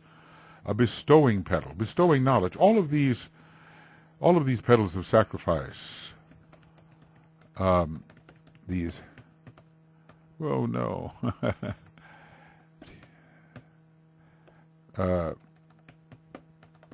petals of sacrifice are bestowing petals. They pour forth to give. To sacrifice is essentially to give. So the colors yellow and the four colors orange, green, violet, and rose. So let's see how they work out. This has to be quite explicit. The color is yellow, and then orange, green, violet, and rose. And if we look at petal 4, orange, green, violet, rose, or rose, green, orange, and violet. Maybe the order here is important. You know, we cannot tell whether the Tibetan is always being exacting in everything he writes down and wants us to look at order, but so often order is important. So here it was rose and the other three, and that's 4. At petal 4 is rose and the other three, but here it is rose at the end. Orange, green, violet, and rose at the end, but always beginning with the color which characterizes the particular tier, and that color is yellow. Orange, green, violet, and rose. So the presence of these colors suggests the following. Yellow is particularly the color of sacrifice, and is the color which appears in all 3 of the sacrifice petals, though not doubled as rose is doubled, having appeared twice before, once in each of the lower tiers, in the 3rd petal of each, and presumably in lesser intensity than in the sacrifice tier. So this represents, and of course, sacrificing knowledge, you know, we're in the realm of Mercury here. Yellow is Mercury. And the pouring forth of knowledge, there's Jupiter involved with Sagittarius, there's Mercury ruling the color yellow. So it's the pouring forth of that which has been accumulated through the power of Mercury. And it fits. Orange represents the increasing influence of the solar angel, the predominating color, orange, and the color of the Adnishvatas, predominating color. Of course, they are a huge hierarchy with their own subdivisions, so they have to have all the 7 rays, obviously. They cannot have only orange, but maybe it is in some way their predominating color and links them then to the sun. I remember DK said that the orange we conceive of, the orange we usually conceive of, is not the orange of the subtler planes, which is more towards yellow. But until we can see these things with clarity, you know, we are groping. And, well, we have to grope towards sight, you know, the peculiar groping creature, sightless creature, had to grope before it could see. And so, you know, just humbly admit, groping along here using that great groping tool we call the reason. When pure reason comes, it is sight. So orange represents the influence of the solar angel and the infusion by the concrete mind of the light of the soul, the mind held steady in the light, and following increasingly by the antikarana after the first initiation, but maybe more towards the second. I'm just assuming there's more unfolding to be done in this petal even after the rod of initiation is applied and some degree of unfoldment is produced. Green correlates with the third ray in the abstract mind, which characterizes the function of the first of the sacrifice petals, a Libran petal. Using counterclockwise counting from Aries, it is Libra.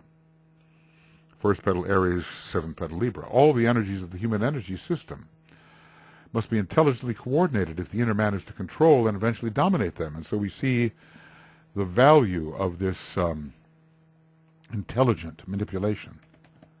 Oh, that's not right. The intelligent manipulation of the human energy system for the sake of domination and eventual control. For the sake of domination and eventual control. So the third ray fits there very definitely. It is, we are really beginning to think abstractly here. You know, the power to think abstractly is growing, and the third ray green fits with this. Of course, the deeper reason for why these colors are there, you know, we have to be ready to have all kinds of revelations in the chamber of initiation, things we cannot even conceive of here. We use what we can, and we approach as we can with what we have. And more will be given until we are the heirs to everything that's in the universe which we are.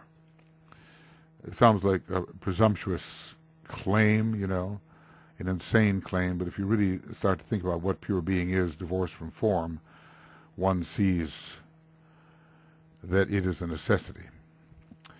Immediately before and at the time of the first initiation, the third ray, the color which is green, characteristically rules the personality of the candidate for initiation. So you oftentimes, you'll have something like this. Soul ray, then you'll have 3, then 7, X, and 7. X is for the astral body, maybe 6, you know. You can't pontificate about that, but, you know, 6 mostly, but a 7th ray mind and 7th ray brain, whatever the soul ray may be, and the 3rd ray personality. Gathering all things together, the throat center and knowledge. You know, the sacral center is lifted to the throat center at the first degree. Hence the emphasis upon the throat. And at the second degree, the emphasis upon the heart. Though, you know, there are sub-emphases as well. Heart is emphasized at the first, and the throat also, for spiritual intelligence and mental illumination, is emphasized at the second. Violet is here, too, right? In petal number 7, violet is here. Suggests a higher expression of the 7th ray, helping to bring the personality under rule and order. Now, what's it say here? You know, domination and control. 7th ray has a lot to do with that. And I'm going to use, you know, a crazy word here, the demyification, the devitalization of Maya, the demyification through order, and spiritually responsive coordination of the etheric body is the focus of the first initiation. Think of it. Back in petal 1, you had back in petal 1, you had violet, but it was those early initiations where man was learning how to control his physical body through the etheric. And now we're having an entirely different emphasis upon the etheric body, not just making the connection with the physical so that it would begin to function more automatically perhaps, but bringing in the law and order to the physical body's expression.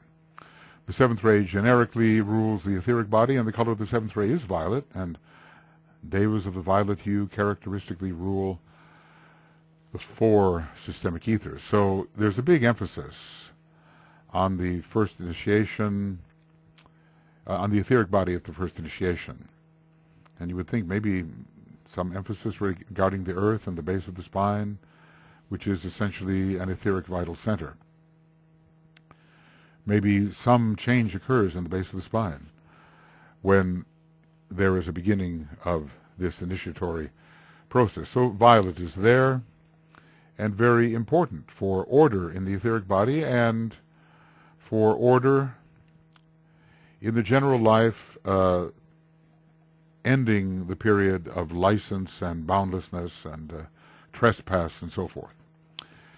There is a close connection between the abstract mind in the triad and the etheric nature. So in this method of examining correspondence, the Buddhic plane would be reflected in the astral body and the atmic plane in the lower mind. So the abstract mind and the etheric body, that is the correspondential way of looking at these two triangles, and not the reflected way. Maybe I shouldn't have used the word reflected. The Buddhic plane would be expressed. I think I'll do that. I should see where I'm correcting things, if I ever get around to really correcting them, expressed in the astral body. The rose of aspiration and purified emotion continues to express as the spiritual aspiration becomes intelligently directed, and the urge to transcend entrapment by form intensifies. You know, we need, on the way to the second initiation, we need the sixth ray. On the way to the second initiation, we need ray 6, the rose. And we do continue, at least according to my theory, we do continue to work in petal 7, even gathering knowledge, knowledge to be poured forth, even as we move into intensive work in petal 8. You know, I can't help but use that terminology, working in a petal, but you know what I mean. DK has pretty well clarified it. We work at organizing our life and developing skills, and that's called the organization of the petal. And then when greater energy pours in and what we've worked at begins to blossom and express in a natural and easy way, we call that the unfoldment of the petal. So, okay, so I've been gathering this. We just finished petal 1, the will to sacrifice. Petal 1, petal 7 really. The will to sacrifice through knowledge on the mental plane. It really requires pondering, and thus intelligently to dominate the entire threefold lower man. All right, so we have the conclusion of petal 1 for the sacrifice tier, the will to sacrifice through knowledge on the mental plane, which means, I suppose, to give all the knowledge that one has for the uplift of humanity, and thus intelligently to dominate the entire threefold lower man. One lives according to the knowledge one has, and one does not let the threefold lower man rule this process. Of course, it will take a while, and I suppose it's really complete by the time the fourth initiation occurs. Then we move on to petal 2, which is petal 8, the will to sacrifice through love on the mental plane, and thus to serve. And one thinks immediately of loving thoughts and the thinking within the heart, and thoughts, well, yes, constructive thoughts in line with the plan. So, for the kind of sacrifice necessitated at the seventh petal, knowledge was required. Now the will to sacrifice is supported by the presence of love. So we have here loving sacrifice. Okay. Not just knowledgeable,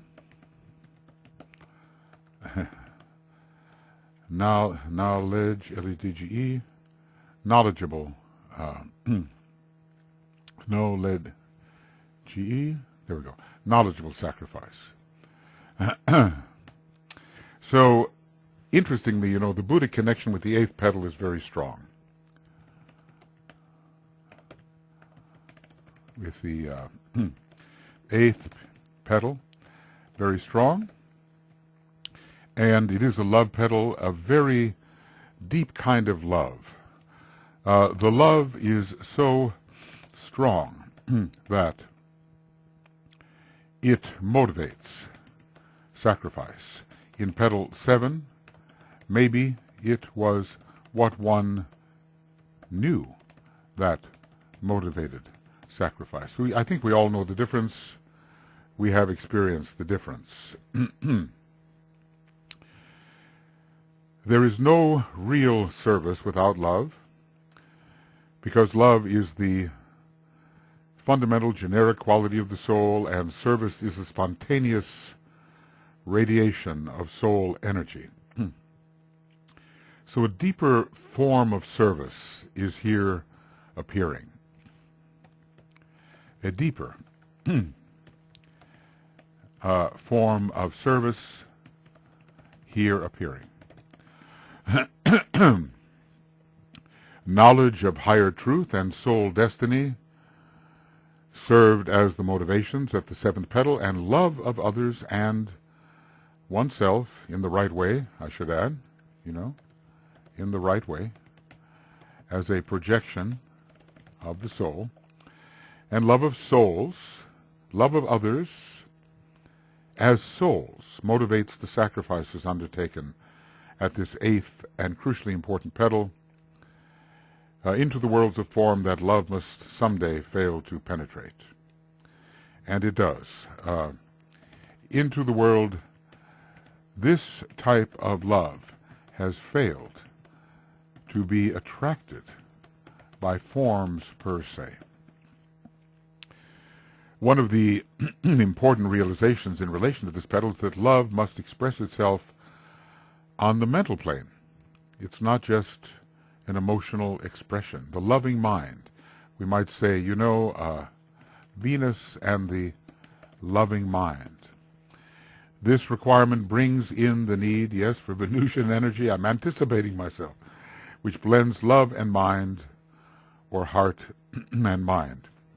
And Jupiter does something of the same. Interesting, the relationship of Venus and Scorpio bringing the loving mind even to those dark places. The Venus fell into Virgo, fell deeply into matter, and also it's a mental planet in a way. It's falling deeply into the astral plane, and there transmuting the normal desirous love into a purer type of love. So Venus is here at this petal, and we probably have discussed that. The sentimental type of love related to the astral body is transcended, and increasingly impersonal soul love takes its place. Rose is found in relation to Venus, and the love of the soul will be important. How is it said?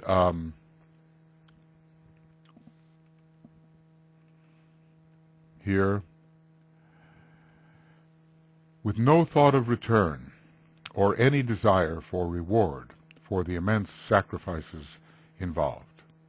The constant, conscious, steady application of all the powers of the soul to the service of humanity with no thought of return, nor any desire for reward of the immense sacrifice involved. So this is really, somehow I think of it as such an important new group of world servers petal. A real new group of world servers petal. To be a true member of the new group of world servers is a high stage, because they are, as I've said before, they are on the lookout for initiates of the second and first degrees. So they would have to be even beyond that to be able to recognize them. The colors yellow, and the four colors orange, violet, rose, and blue. Again, this is not customary. This is not what you would expect. So yellow, orange, violet, rose, and blue. Well, let's see. That violet has come into the picture. We might look at the fifth petal, which is the lower correspondence. We're not going to get the double rose, so violet. See, it would be yellow, and then rose, orange, rose, and blue. But no, it's yellow and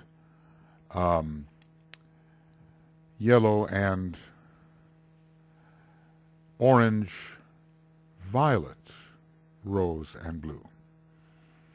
So the violet is substituted for the second rose. We do not have a repeat of the double rose as we had in petal 5. Okay. So I don't know how much I can make out of the sequence of the colors, because basically we would expect it to be yellow plus rose, orange, rose, and blue. But he starts with orange, and he leaves rose simply, he reverses, or he sort of does not bring any order here that has been used before. So what can the presence of these colors suggest? Yellow is pervasive throughout this final tier and of the first 9 petals, and let's just say the sacrifice is getting more intense. Scorpio, a strong sign of losing your life to find it. Yellow represents the growing will to sacrifice, motivated by buddhi, a great, loving motivation for sacrifice, a great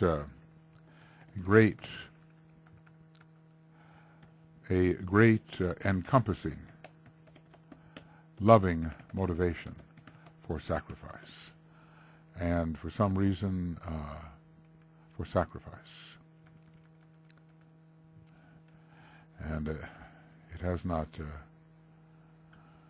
see if I can do it properly.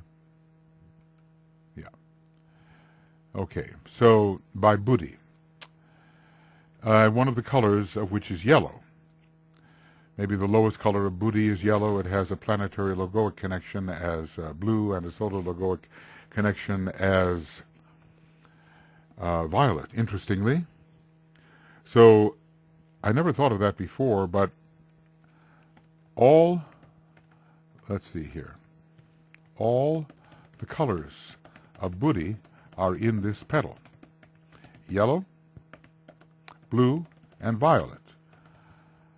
From the perspective of the man, buddhi is yellow. From the perspective of the planetary logos, buddhi is blue. From the perspective of the solar logos, buddhi is violet, and there they all are. Yellow, violet, and blue. And even the color rose has a resonance with Buddhi. It's more of an astral color, but it has a connection with Venus and with Neptune, which relates to Buddhi. So it's very, I'm just realizing, very Buddhic petal. Of course, the synthesis petal for Buddhi would be more so, but with the unfoldment of this petal and the application of the rod of initiation to that unfoldment, or causing in part that unfoldment, we will be at the second initiation, where a very strong power of Buddhi is to be expected. Yellow is a generic color for the linking antikarana. Its antikarana is ruled by Mercury, and during the processes associated with this petal, strongly under the influence of Mercury, the antikarana can be seriously built. We would say around the time of the second initiation, a bit before, perhaps, or a bit afterwards. Because so many people don't really know about how to build the antikarana. It's just done instinctually as they sort of reach out for higher thought, higher love, higher will. But the Tibetan has given us a method, and basically it is for those who have passed the first initiation, and I would say even past the midway point between the first and the second initiations. And work in this eighth petal is about that period, on the way through many lives to the second initiation. And hopefully along the way there have been enough corrections made in that sixth petal so it can spontaneously unfold and become more and more selfless. I've compared them before. The still residual selfishness in the sixth petal compared to giving everything with no hope of reward or any repayment in the eighth petal. So, those who say they are working in the eighth petal or have taken the second initiation, let them test themselves against that requirement. It is also possible to achieve a degree of fusion of Buddhi and Manas, and yellow is a representative of this fusion, because Mercury is a monastic color, and Mercury is a monastic planet, and yellow, when it appears in the aura, will often mean mentality as well as Buddhi. So yellow is both a Buddhic and monastic color, just the way Mercury is a Buddhic and monastic planet. And yellow has an interesting exoteric association with the fifth ray, an esoteric association with the fourth, and a monadic association with the third, from around 126 of Esoteric Psychology 1. Orange continues to intensify as the concrete mind is used as an instrument of keen discrimination between the soul and personality energies. And, there's lots of ridding oneself of glamour here.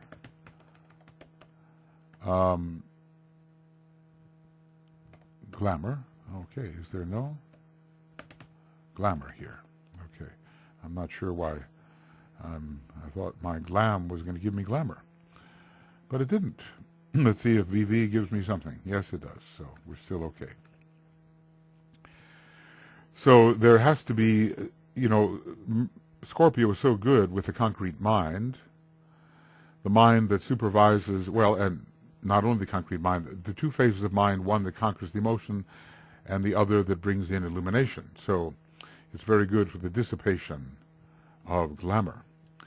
The eighth petal being a Scorpio petal, and the concrete mind comes under the special cultivation as an organ to be used in the control of the astral body, and as an instrument receptive to soul light. Again, the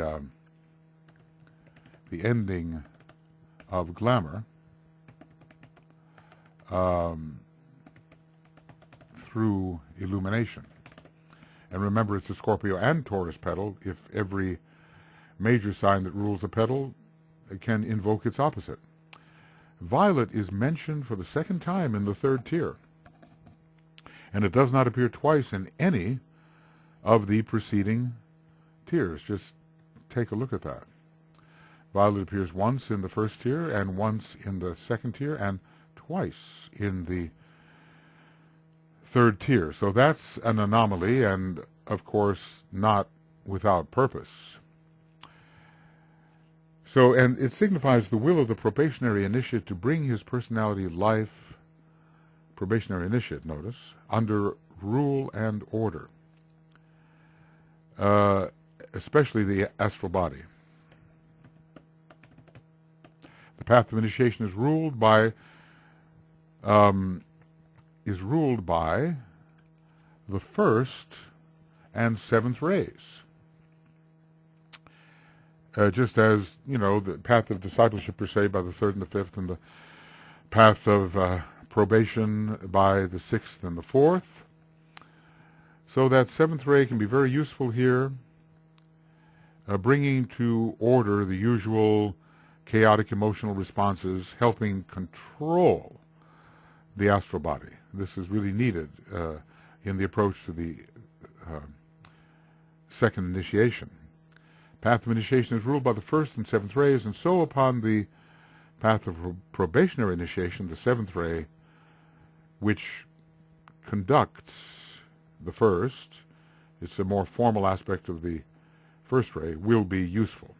The seventh ray under violet is also useful in linking the two ends of the antikarana, because really the highest and the lowest do meet. The highest and the lowest meet. That's the seventh ray mantra. Blue appears as it did in petal 2 and petal 5, signaling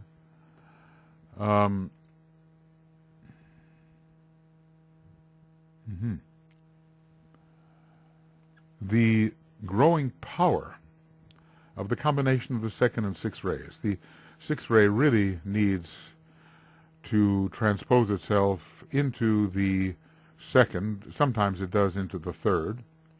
And from another perspective, blue can stand in our solar system for the first ray. I already showed you that reference from page 206 or so of Letters on Occult Meditation.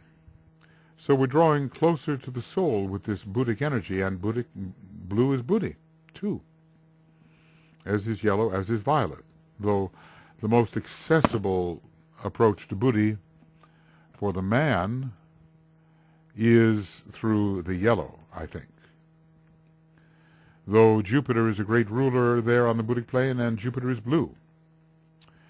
And Uranus has something to do with the Buddhic plane anyway, maybe more in the revelation of the intuition, and sort of pure reason, Mercury, Uranus. Within the process of this petal, much work is done upon the astral body, and the second initiation becomes a possibility. And a process, it's a second initiation process supported by three planets, Venus, Jupiter, and Neptune. Or maybe usually said to be Neptune, Venus, and Jupiter. So both blue and rose represent these three planets in part. You can bring the indigo blue of Venus, but also the rose color. Jupiter has its blue quality, definitely, and Neptune has, if you look at the planet itself, the richest blue of any of the planets in the solar system, and also can be connected in its sixth-ray aspect with rose, and maybe even deeply with indigo. Maybe Neptune contains all of them, the rose, the blue, and the indigo, being the second-ray monadic planet of our solar system. So the colors have changed and are not exactly what one might expect. If we had continued to simply take the preceding love petal and add the color yellow to it, we'd have a double rose, but instead violet is substituted. And maybe there's that need with Scorpio to really work things out on the physical plane. The M is the triple sign. It means everything has to be proved and tested right on the physical plane. Now that, of course, applies to the entire process of initiation, but when we're dealing with the second initiation particularly, then we really have to bring it out and demonstrate it. It's the hardest of the initiations for a human being on this planet, and especially along the 246 line, and maybe in this solar system to demonstrate, because the astral body is so very, very strong. And our planetary logos has by no means subdued his own astral body. And that's one of the problems. He has a problem with, well, how can we talk about problems for a great entity, but, you know, anyway, so to speak, if one could speak from the cosmic point of view, there is an issue with the subduing of the emotions, and there is a personality issue, too, the problem of personality, which is probably a problem with elementals. Okay, so we have reviewed so far in the sacrifice petals the will to sacrifice through knowledge on the mental plane, and thus intelligently to dominate the entire threefold lower man. So one has, what can we say, one has the knowledge and intelligence to do this. Then the will to sacrifice, that we've just dealt with this one, the will to sacrifice through love. Love is the great motivator. Maybe knowledge is the motivator here, to a degree, you know, increasing the esoteric knowledge. Knowledge is here, the motivator. And here, love is the motivator. Now, the utter sacrifice of all forever. Whoa, very ultimate. And divine will is the motivator. As much of it as one can appropriate. Now, the Christ appropriated it at the sixth initiation, and this is half that initiation. This is the third. So something of that will come through. This is a sacrifice petal. We might call it like a will petal.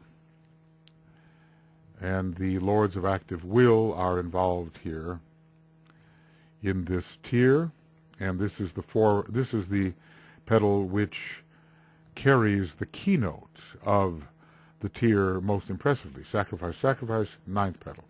Love, fifth petal. Knowledge, first petal. 159. It's a nicely balanced series. It really shows 5 at the very center of the process. So let's take a look. Well, what do you do when you see the utter sacrifice of all forever? I mean, certainly a world savior. This is a trend which begins irrevocably here, but a world savior only becomes more proficient at sacrifice.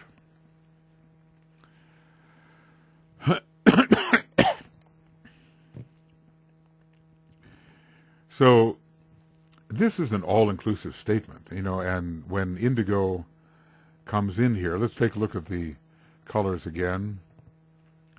You would think that we would just begin with what the sixth petal showed, you know, like yellow and everything that's in the sixth petal. Well, we would have a double yellow if we did that, and we are not advanced enough, nor is the solar system sufficiently conducive to sacrifice to have the double yellow, I suppose. And so the color blue, a color relating the second and sixth ray, is substituted for the other yellow. So instead of having rose, orange, yellow, and indigo, we have in a different order, we have orange, rose, blue, and indigo. And blue is substituted for the yellow. They are, both of them on the soft line for sure. So the utter sacrifice of all forever. I've so much, it's so simple a statement that you can't forget it. And one begins to see what it's like to be a third-degree initiate and to start on a monadic path which leads to the impulse of giving for the rest of one's journey.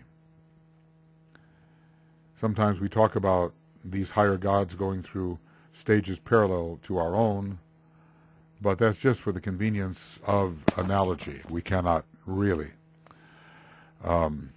assess at our present stage of evolution what it's like to have the consciousness of a planetary god, the analogies notwithstanding. So, an all-inclusive statement, and would seem even more fitting at the fourth degree than the third, when only 9 of the 12 petals are seen to be fully open, but the monadic trend is there. So perhaps at the third degree there is established that orientation, yes. And there's Sagittarius for orientation, right? One of the reasons why Sag can rule that petal. Sagittarius for orientation. The orientation which will inevitably lead to the utter sacrifice of all forever. Well, it's not that one has completed this. I mean, even Sanat Kumara, who's the great sacrifice, has not completed the kind of sacrifice of which, let us say, even a solo logos is capable. So we have to continue, our relativistic thinking. Yellow, orange, rose, blue, and indigo. Interesting that it ends with indigo.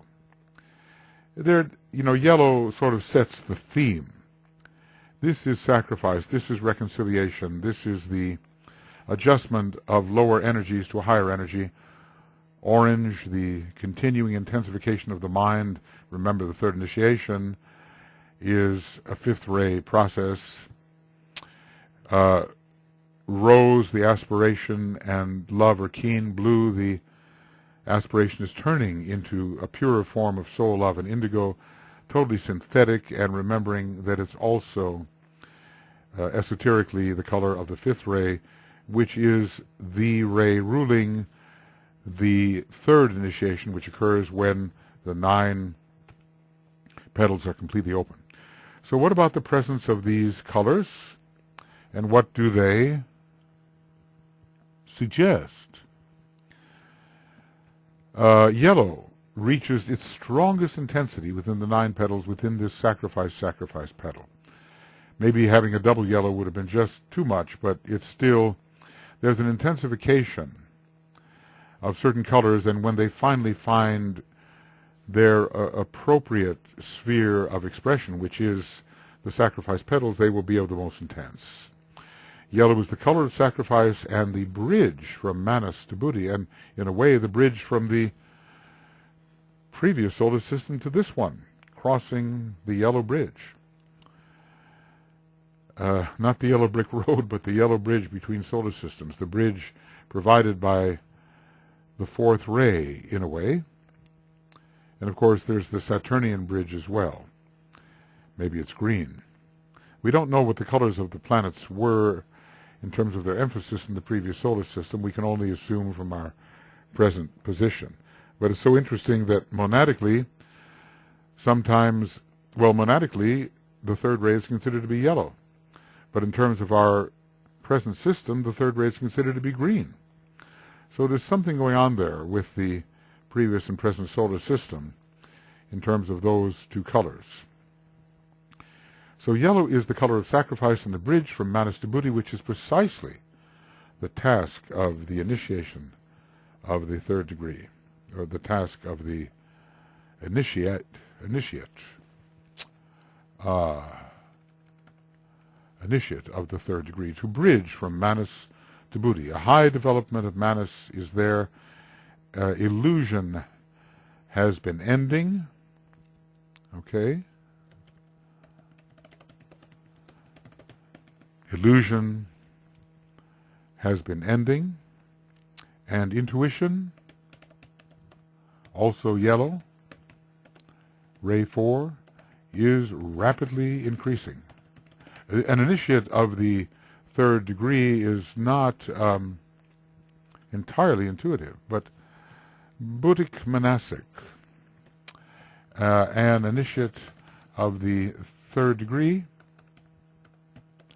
is not entirely Buddhic, but Buddhic monastic. Buddhimanas, we call it. And we have now the 9th repetition of orange, which we can expect will be at its most intense. For the following 3 petals do not carry as a primary color orange at all. They have a lovely lemon yellow hue, and maybe, of a more refined yellow than that found in the sacrifice petals. One would expect that since they are petals attuned to the Buddhic plane, which is a triadal plane, that their quality would be higher and the degree of refinement greater. The orange of the concrete mind is brilliant and soul-infused. Certainly, the mind is not only held steady in the light, but one can enter the causal body at this point and think within the causal body. So the one can think within the causal body instead of relying only upon a concrete mind held steady in the light. The solar angels have completed the majority of their work for the unit man, 75%, let us say, and the rest is consummated in the very brief period between the 3rd and 4th initiations. Rose represents pure love as it conditions the now purified astral nature. Here rose links easily to buddhi, and the astral body of the 3rd degree initiate, but this is an ideal, of course, of the 3rd degree initiate should be filled with love. Then you can ask, well, what about HPB? She was virtually a 4th degree initiate, and she had some pretty maybe violent outbursts, not always milk and honey, not always the soul of kindness, but essentially she was deeply loving. I always recall that story of how she was crossing over, was it to the United States or from the United States? I think to the United States. And she had a good room, and she saw that a family had a bad room way down below. And she just switched with them. She said, you take my room. They couldn't refuse her. And she took the room below. I mean, in the little things, you see the power of sacrifice. Always watch for the little things. Master Morya says so. He says, the little things reveal the man. Interestingly, both blue and indigo are found in this petal. We never have seen that before. Just the way before we didn't see, what can we say, has there ever been violet and rose? Yes, there has at the 7th petal. We never saw violet and blue before we got to the 8th petal. So the last 2 petals have a couple of anomalies, no doubt for good and sufficient reasons, all having to do with the science of initiation. So both blue and indigo are found here, and we might say, look, blue is the bridge between the 2nd and 6th ray, and indigo is definitely the 2nd ray. So blue is the bridge between the 2nd and 6th rays, and indigo is the synthetic color of the second ray. So just as violet was uncharacteristically repeated in petal 7 and petal 8, so blue is uncharacteristically repeated in petal 8 and then petal 9. So when such repetitions occur between adjacent petals, a bridge is built. Yes, indeed. Maybe the job is not completely finished, and then it can be finished in the next petal. Indigo represents both the second ray, of which it is the generally accepted color, and the fifth ray, of which it is said to be the esoteric color.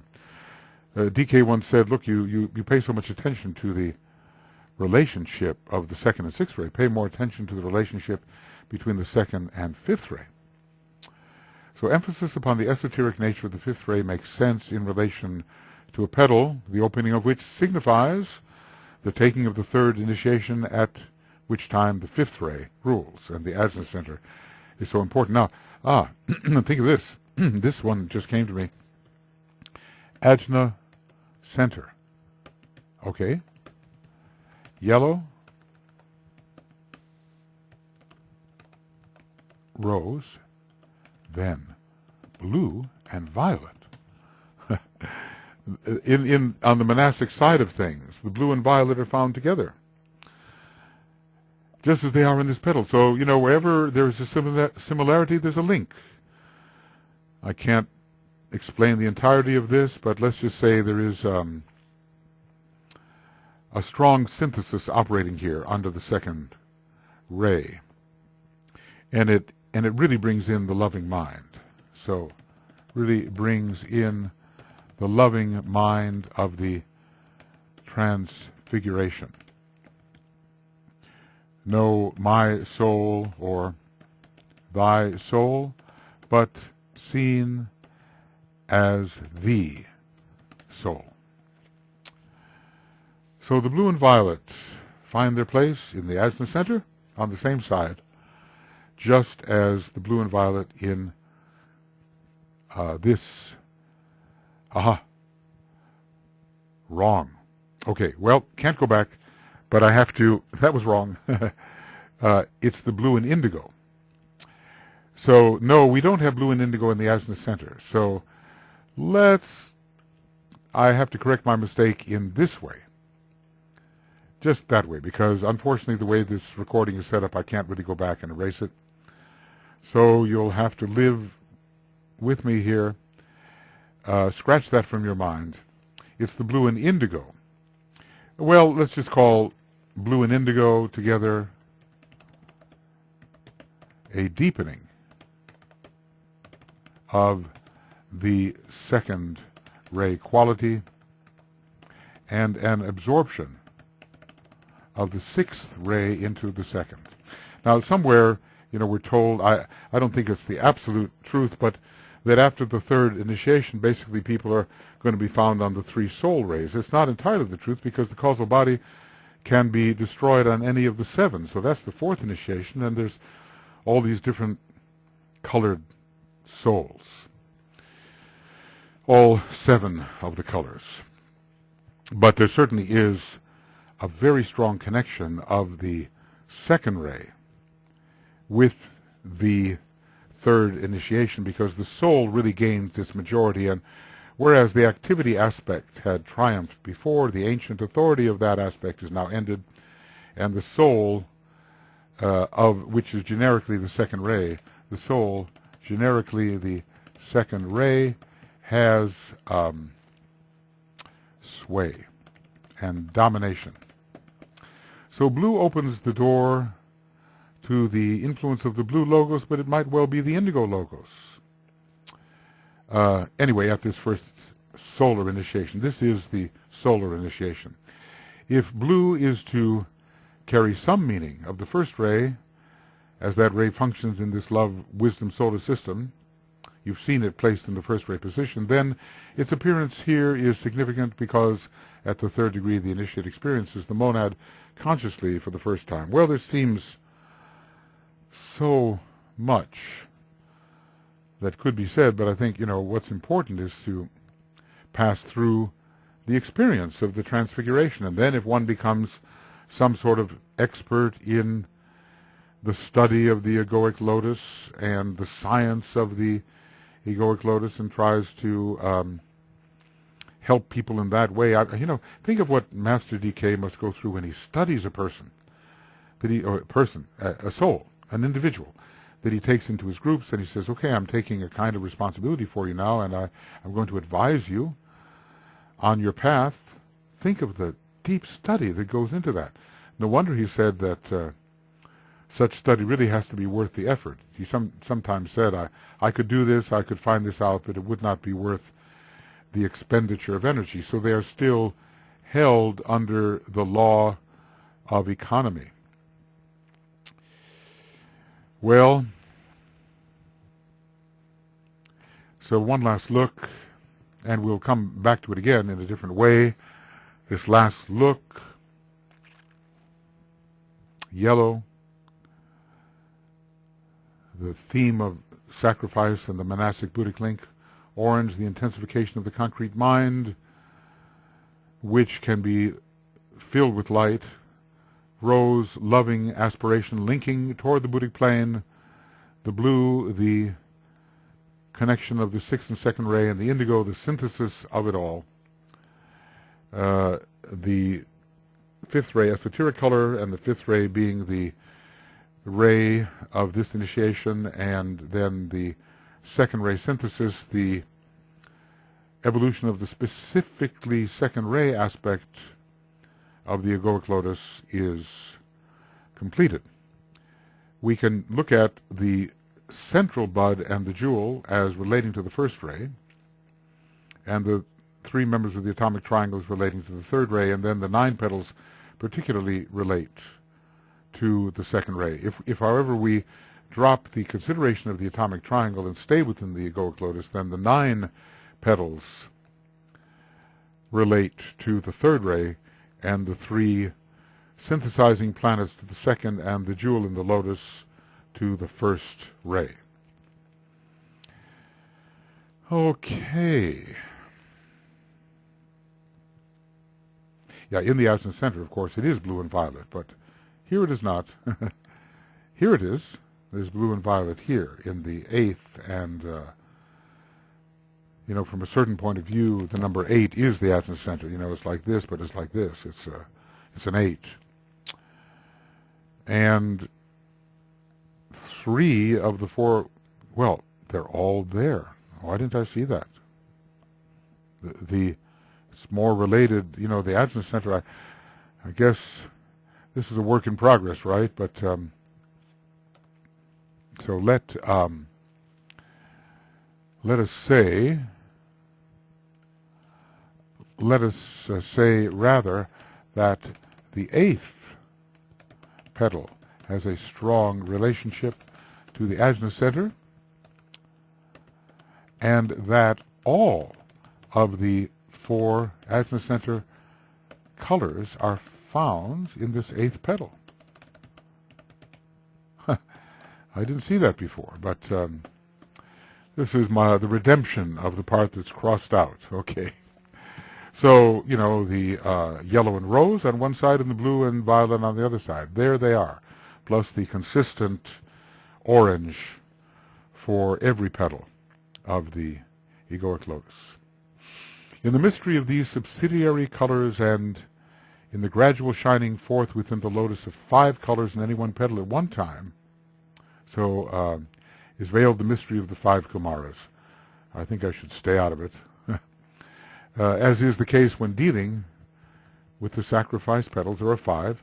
Mercury, a 4th ray planet from the soul perspective, is a planet of sacrifice and is even more deeply related to the number 5, probably monadically, than to the number 4. But for our purposes, Mercury can be considered most related to number 4 because we are interested in soul culture and not just monadic culture.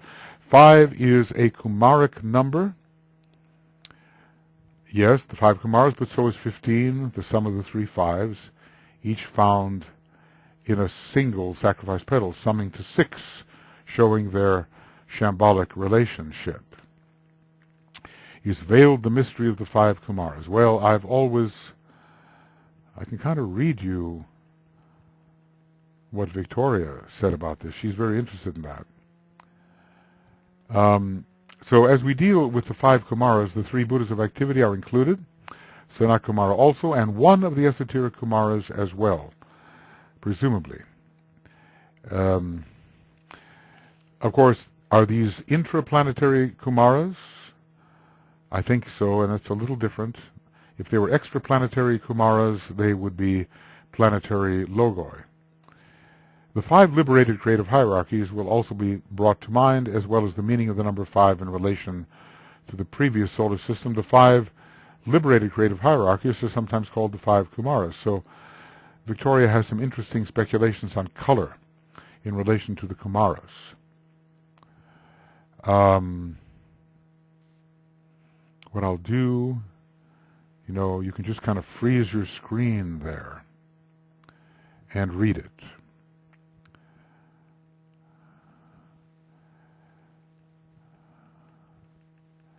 Gemini Kumara.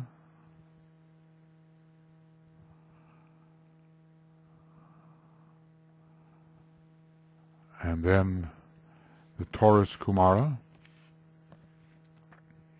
It's a vast subject. I had a friend here in Finland who made a strong case to discuss the orange and the rose Kumaras. But we still don't know whether these are Kumaras who are intraplanetary or extraplanetary. The student who seeks the significance of the preponderance of orange and rose is approaching the secret of the 2 Kumaras who fell. Well, I suppose fell for service purposes, and the rose is connected with Gemini, isn't it? Isn't that how it works? Let's see here. This is where we would find it. These are the 5 Kumaras. We're not given a color, but Gemini is the 6th ray, so hence rose, and Taurus is the 5th ray, and hence orange. Did they fall for service purposes? They are certainly involved in Venus and Mercury, both of them. Venus being the ruler of the 5th creative hierarchy, and Mercury the ruler of the human creative hierarchy. It's a vast subject. I think the hour is late. But I'll tell you what, I worked on this also with Vic, so I will read what we have here, and I will not comment any further. One suggestion. The 5th Kumara, Cancer, that of the 7th ray is violet, but notice violet is not in the last petal, the 9th. We have indigo instead. Perhaps at the stage of the 9th petal activation, violet is transcended, as the orb of dark purple or earthly realm may be said to be. Interesting.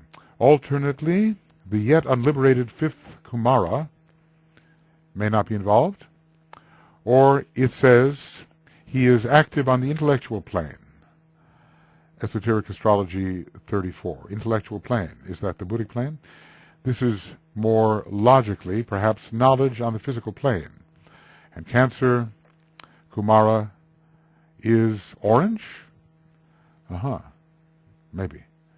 The 7th ray being the densest of the Kumaric lives, still immersed in matter of the cosmic physical plane, yes, and wearing therefore the robes of orange of the lords of the flame and the color of mind. Okay, you study that now. I'll keep reading, to give it a fair exposure. The Gemini Kumara, the 6th ray, that of rose, and perhaps that also of blue. Somehow the 2 who fell seem to relate to Gemini and Cancer. Well, maybe. Although I think there is a working out of a liberative attempt for the Cancer creative hierarchy. It's not quite liberated. So the question is, did it fall? If you're not yet on the cosmic astral plane, can you fall? That's the question. If we translate the influence of the Kumaras to the creative hierarchies down to the cosmic physical plane, These two would relate to Aquarius, the lunar 7th ray hierarchy, and Sagittarius, the Martian 6th ray hierarchy. If unprincipled matter can be referred to as fallen, then rose and orange Kumaras may have fallen, sacrificed themselves as fuel for the flame, or were inadvertently drawn into, indulging in. Okay. We'll have to have a class just on this alone. Next, the Taurus Kumara is the 5th ray, and in relation to color could be indigo or blue, or orange or yellow. If we surmise that it does give the 5th ray, so indigo could relate to the 5th ray, orange could, and even yellow could in a very, more exoteric manner, I suppose. If we surmise that the physical knowledge petals of the physical plane are orange, and the love petals related to the Gemini Kumara rose, it may be that yellow most relates to this 3rd Kumara, or the 5th ray Kumara, Taurus, a 4th ray sign. Note 2 for fun, its hierarchical symbol is that of the bird, which, same as the symbol for all 5 liberated hierarchies, is escaping from the flaming pyre. This could be a mind set free. I think there's some good thoughts here. Blue or indigo could be sufficiently justified to relate to both the top 2 Kumaras, and I think there's the reference in the Secret Doctrine which suggests that the Kumaras who fell were top 2. I think, what we have to have here is the idea that the fall is for service and redemptive purposes, and that certain great lives are sacrificing themselves through a fall, and that somehow the development of our mind and of our astral nature is connected to this fall. It is still a secret. I think we will all agree, but speculation, as I say, my friend in Finland, he spent years speculating about this, and I know Victoria has given this a lot of thought, and one day I will too. Okay, so among the 9 petals, the color orange appears 9 times, and the color rose 8 times, if we count it twice in the 5th petal. Let's just check that for sure.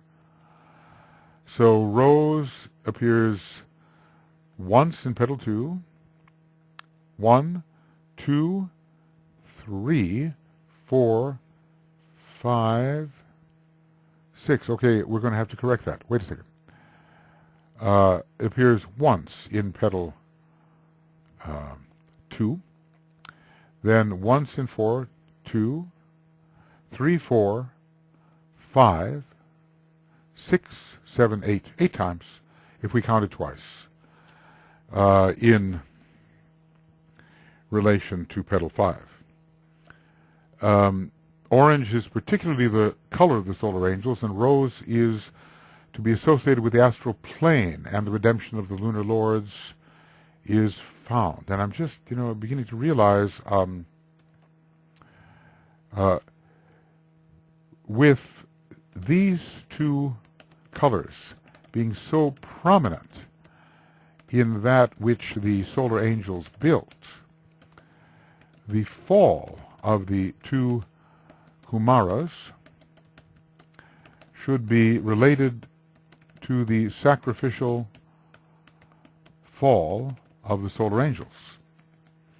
Maybe that's obvious, but these falls are accomplished. I think the solar angels are said to have fallen twice, once into the cosmic etheric level, and then further through self-extension into the dense physical vehicle of the solar logos, which consists of the 21 lower subplanes.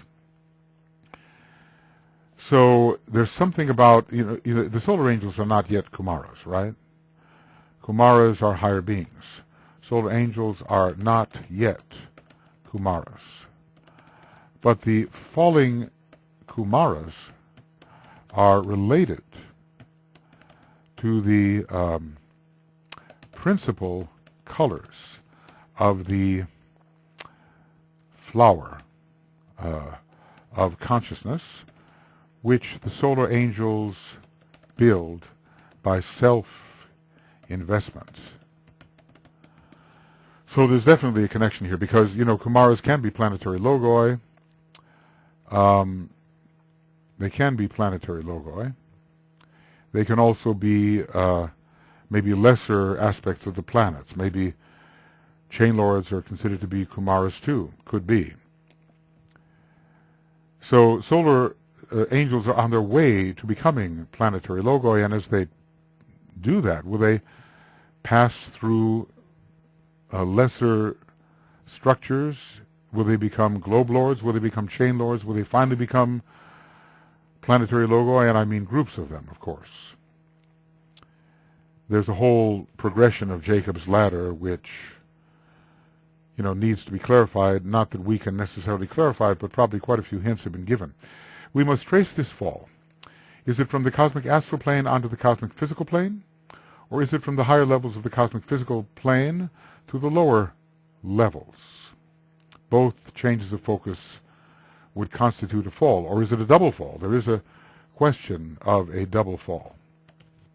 A question of a double fall also exists. It's really a double sacrifice. So the question arises, do the esoteric Kumaras express themselves only on the cosmic astral plane as their lowest plane of expression, whilst Sanat Kumara and the three Buddhas of activity express upon the cosmic physical plane? This could be a possibility, but then there's a rotation, you understand. And those that are Buddhas of activity now can become esoteric Kumaras. It goes into latency. And the ones that were latent go into activity.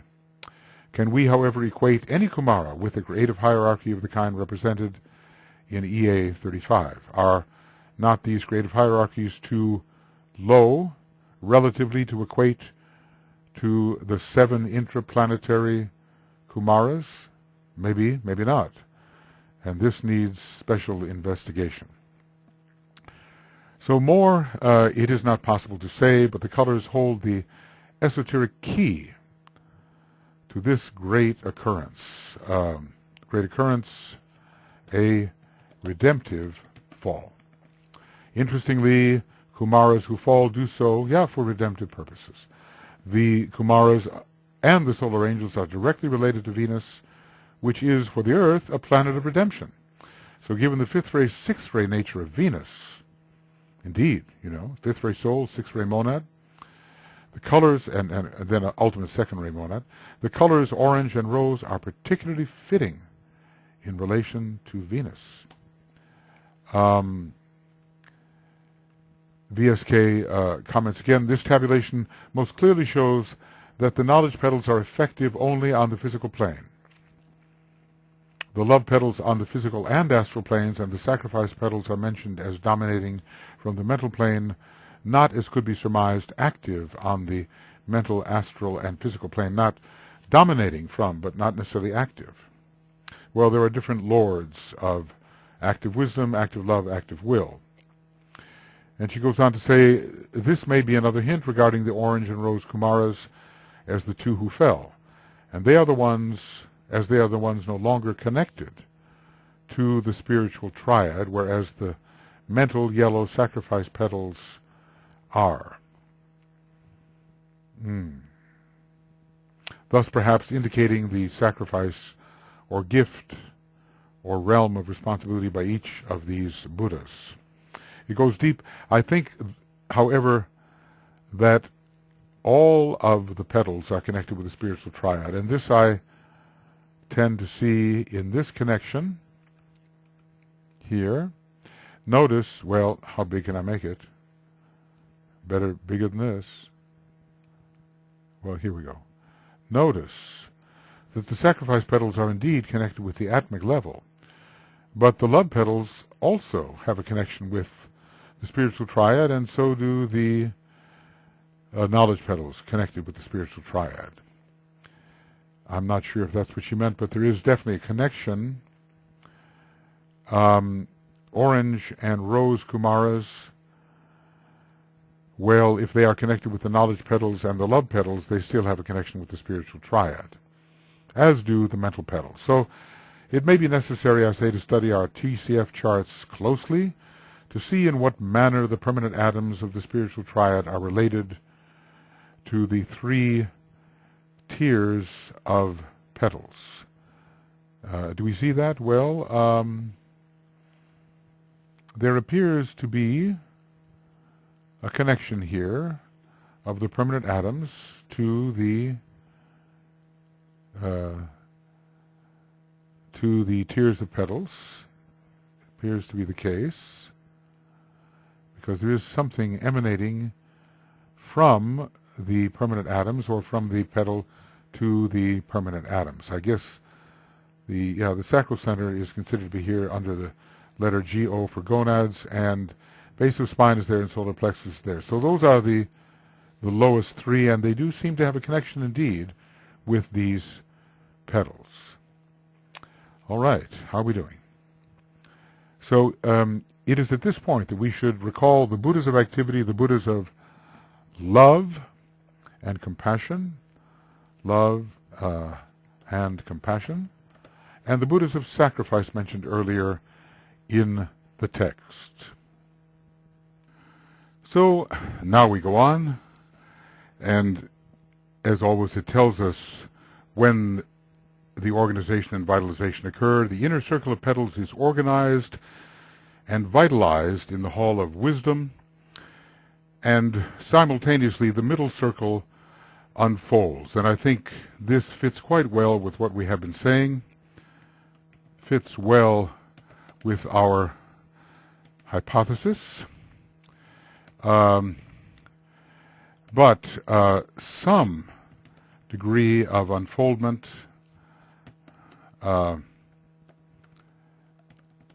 can be expected before there is complete unfoldment of the fifth and sixth petals, UNF. And let's see, UNF, let's make that, I think we need unfoldment UNFM, it looks like. UNFM. So we do have it. We do have it. And I think I'll make it even easier, unfoldment UNF. Okay. Right. Just like teaching a class, you know. Little things one has to pause for. The inner circle of petals is organized and vitalized in the hall of wisdom. And the hall of wisdom, of course, begins with the first initiation, or perhaps a little before, and simultaneously the middle circle unfolds. But can we really say, can the middle circle unfold without the touch of the rod? Or is the strenuous and abnormal effort of the man enough to begin its unfoldment? Now, we have been told that unfoldment is the result of the application of the rod and also the strenuous and abnormal effort of the man. We need to get as specific here as possible. Is organization and vitalization part of the strenuous and abnormal effort, or is it so strenuous and abnormal that some degree of unfoldment occurs, which is then further expanded through the application of the rod? It gets pretty intricate, but I suppose, you know, the most important is that we emerge from this with a few general principles. The middle circle unfolds as the third tier of petals is being organized and vitalized, just as the third tier of petals unfolded as the second tier was being organized and vitalized. But what I'm trying to say here is complete unfoldment requires that there of the middle tier of the fifth petal requires that there be some unfoldment of the 7th and complete unfoldment of the 6th petal requires RQ requires that there be some unfoldment of the 8th. At least this is my present hypothesis, which I've tried to reason through in various ways. The Hall of Wisdom is an area of experience which may be considered as beginning with the probationary path, perhaps, and continuing until mastership. In some references, it seems like the Hall of Wisdom begins with the first initiation. Graduation results when initiation is taken and the initiate passes into the Hall of Wisdom. From other points of view, when work is being done in these petals, we are at least at the antechamber. Petals number 7 and 8, we are in the antechamber of the Hall of Wisdom. You see how different statements make it seem like unfoldment occurs at different times. Maybe he's trying to prevent us from becoming too locked in to our concrete mind.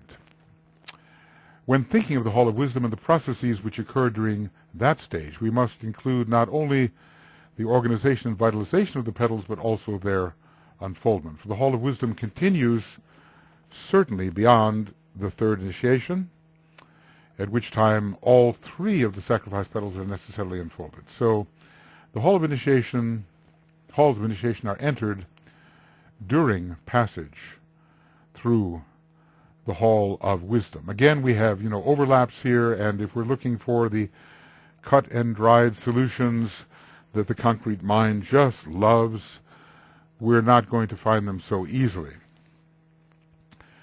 So here we have, going back a little, the inner circle of petals is organized and vitalized in the Hall of Wisdom, and simultaneously the middle circle unfolds. So the 2 rows of petals are, and there's that word, he could have just said open, but he said duly opened, and only the 3rd remains to be unclosed. So there may be a time when the petals of the 2nd tier are duly opened, but not completely opened, and in the sacrifice petals there is organization and vitalization going on. But as the unfolding, let's just say, but as the strenuous and abnormal effort of the man continues in the sacrifice petals, there will be more unfoldment of the love tier, and it will be very complete, or quite complete, as the unfoldment in the sacrifice tier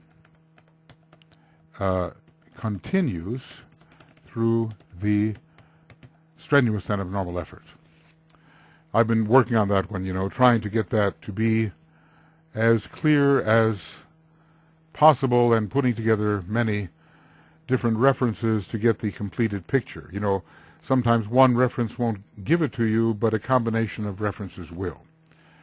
So 2 rows of petals, that is the petals of the first 2 tiers, have been opened by the time the candidate treads the passages of the Hall of Wisdom.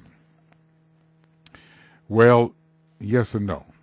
The opening of the first 2 tiers and interactive entireties, however, corresponds with the degree of opening of the 7th and 8th petals, and thus with the first 2 initiations. Okay, so this is one explanation. There is another phase of petal adjustment. Complete opening,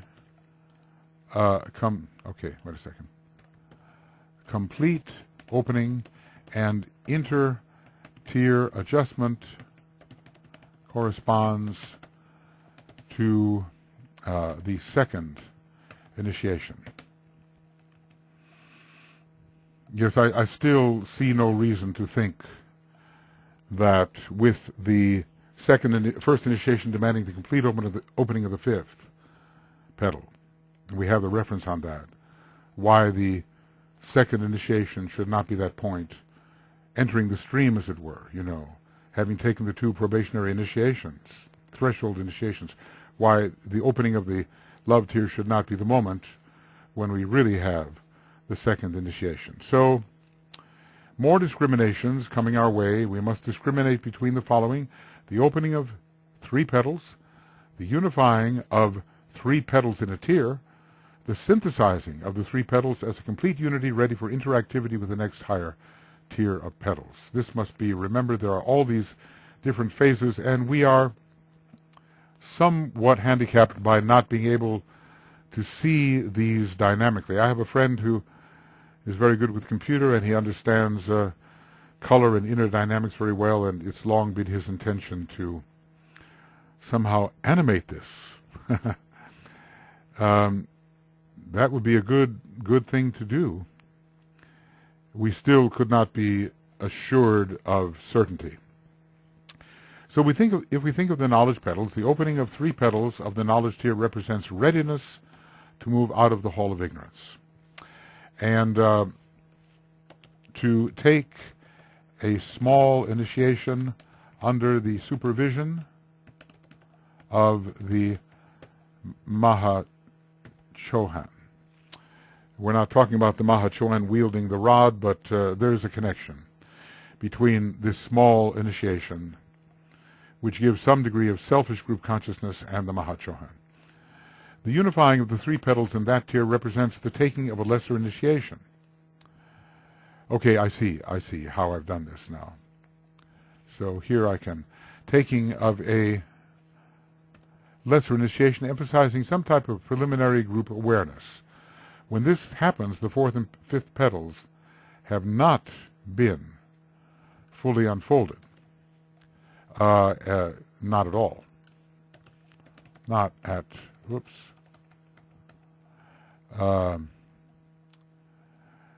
Okay, let's see. Well, let's move this back a little.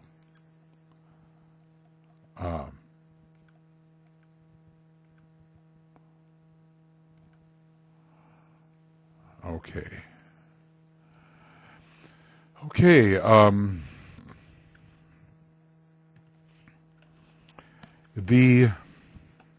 let's get rid of this. The synthesizing of the 3 petals of knowledge tier and their readiness as a unit for interactivity with the unfolding petals of the light may be found at the first initiation, at which time the 4th and 5th petals are completely unfolded, and the 7th petal is in process of unfolding, having been touched by the rod of initiation and prepared with some unfoldment due to the strenuous and abnormal efforts. Okay, I'm trying to, synthesize this as best I can.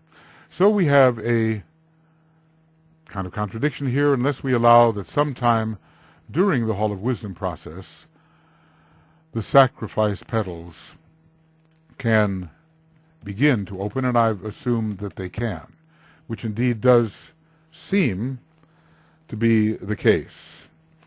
During the Hall of Wisdom process, not just organization, but some degree of opening, and then further opening due to the application of the rod. We might say that during the Hall of Wisdom experience process, the petals of the 3rd tier are organized and vitalized, and later in the Hall of Wisdom, the petals of the 3rd tier are unfolded as well. So we might say that during the earlier Hall of Wisdom, Hall of Wisdom experience. The petals of the third tier are organized and vitalized, and later in the Hall of Wisdom, the petals of the third tier are unfolded as well. What we have said before, what unfolds, look at the sacrifice petals. There is organization of them. When there is unfolding going on in the fourth, fifth, and sixth petals, there is strenuous and abnormal work of the man which contributes to unfoldment. Then there is, at a certain point of unfoldment, the application of the rod which continues the unfoldment, but does not take it all the way, because there's still more to do. And it always looks to me like the final unfoldment of the whole tier happens all at once in differential degrees for each petal. So I've tried to state this, many, many times in different places. So trying to find the exact point at which the Hall of Wisdom is entered is elusive, because the Egoic Lotus can move to the second subplane before the first initiation. So even on the path of probation, perhaps that movement can begin to occur. It's probably not an overnight thing. Even the third eye is opened very slowly between the first and third initiations. It's probably a question of the heightening of vibration. Maybe not all at once, but progressively. So this final opening, presumably in this context, the opening of the final tier of the tier of sacrifice petals, is effected during the period of treading the stages of the path of initiation.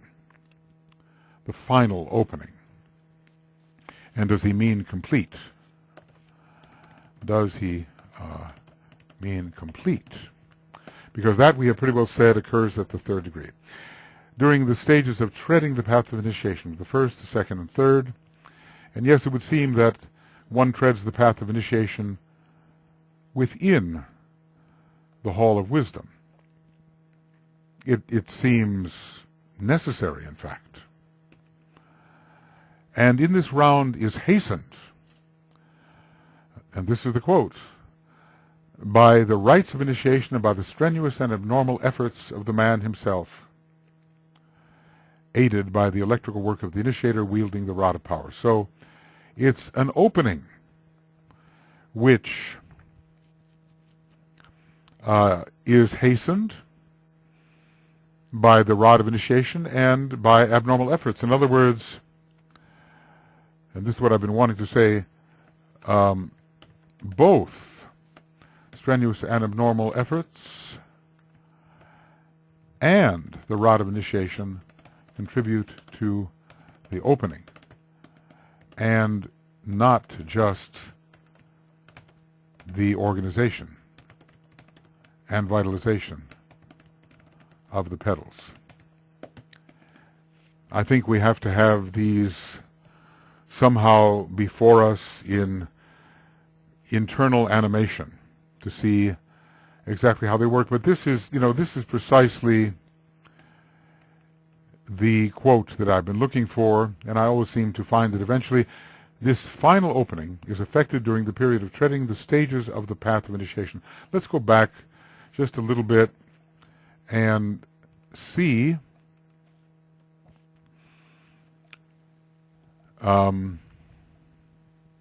closer without having to look at so much commentary. Okay, will and sacrifice petals. No, that's not going to be the one.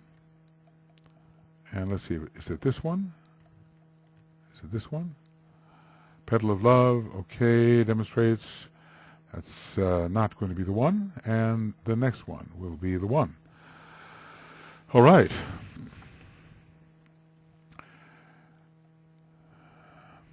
Here it is. This is the one on page 824. The inner circle of petals is organized and vitalized in the Hall of Wisdom, but more goes on in the Hall of Wisdom. And simultaneously, the middle circle unfolds so that the 2 rows of petals are duly opened, and only the 3rd remains to be unclosed.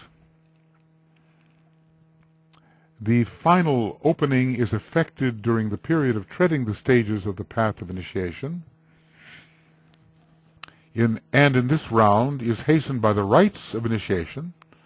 Opening is hastened by the rites of initiation and by the strenuous and abnormal efforts of the man himself. 2 things are responsible for the opening. And as I have wondered before, at what point does the opening of the even one of the petals of the sacrifice tier become visible? In other words, presumably, the rod of initiation touches petal 7 as the 5th petal is coming to completion. And when the rod touches, it will cause unfoldment. And can this unfoldment remain invisible? Because the 6th petal is not yet completely unfolded, and thus the sacrifice petals should, according to some statements, not be seen. But it doesn't make sense, you know. This does, I must say, an unfolding petal should be seen. So this is, you know, the reason for some of the contradiction here. If we examine only one reference, we will maybe not get the completed picture, as much of a picture as we can get without seeing it exactly for ourselves. So this is page 824. We're continuing on page 824. Page 824. The final opening is hastened by the abnormal efforts of the man himself and by the wielding of the rod of power. And it would not make sense to me that the rod of power could be wielded without unfolding occurring, it seems to me. So unfolding must be occurring in petal 7 as petal 5 is completely unfolded. It just seems that it's a must. Could say that unfolding must be occurring in petal 7 when the rod of initiation touches or is applied. And can that unfolding be invisible? I would think not. Unless, of course, when the rod of initiation is applied, there is no unfolding, just a hastening in getting ready for the unfolding. And this does not seem logical, as in petal 9, the rod really produces a final unfolding. I know it seems like a lot of minutia here, but if we can get these points straight, and maybe someone will come along someday with a more organizing mind than mine and help with this, then we can prepare to see these things for ourselves. So this is a very important statement, one almost worth memorizing. We can say the final opening is effected during the period of treading the stages of the path of initiation. And in this round is hastened by the rites of initiation and by the strenuous and abnormal efforts of the man himself, aided by the electrical work of the initiator wielding the rod of power. So a very important statement telling us that an opening which might occur slowly and normally under the influence of the solar angels and the second logos, although it seems that the solar angels have taken over, is hastened by the rites of initiation and the application of the rod of initiation. The man, too, because he is working strenuously and with abnormal effort, hastens the otherwise slower opening of the petals. Though we must remember that the man per se and unaided does not open the petals, and especially the sacrifice petals, but what he does contributes to the opening. The opening occurs either automatically under the influence of the solar angels and second logos, following the man's effort to organize and vitalize, or under the influence of the applied rod. But I think there is a direct correlation, and this is my presumption here, I think there is a direct correlation between opening in the sacrifice petals, sacrifice PT, and the strenuous and abnormal efforts of the man. That due to these efforts, some opening takes place, and the initiate is initiated before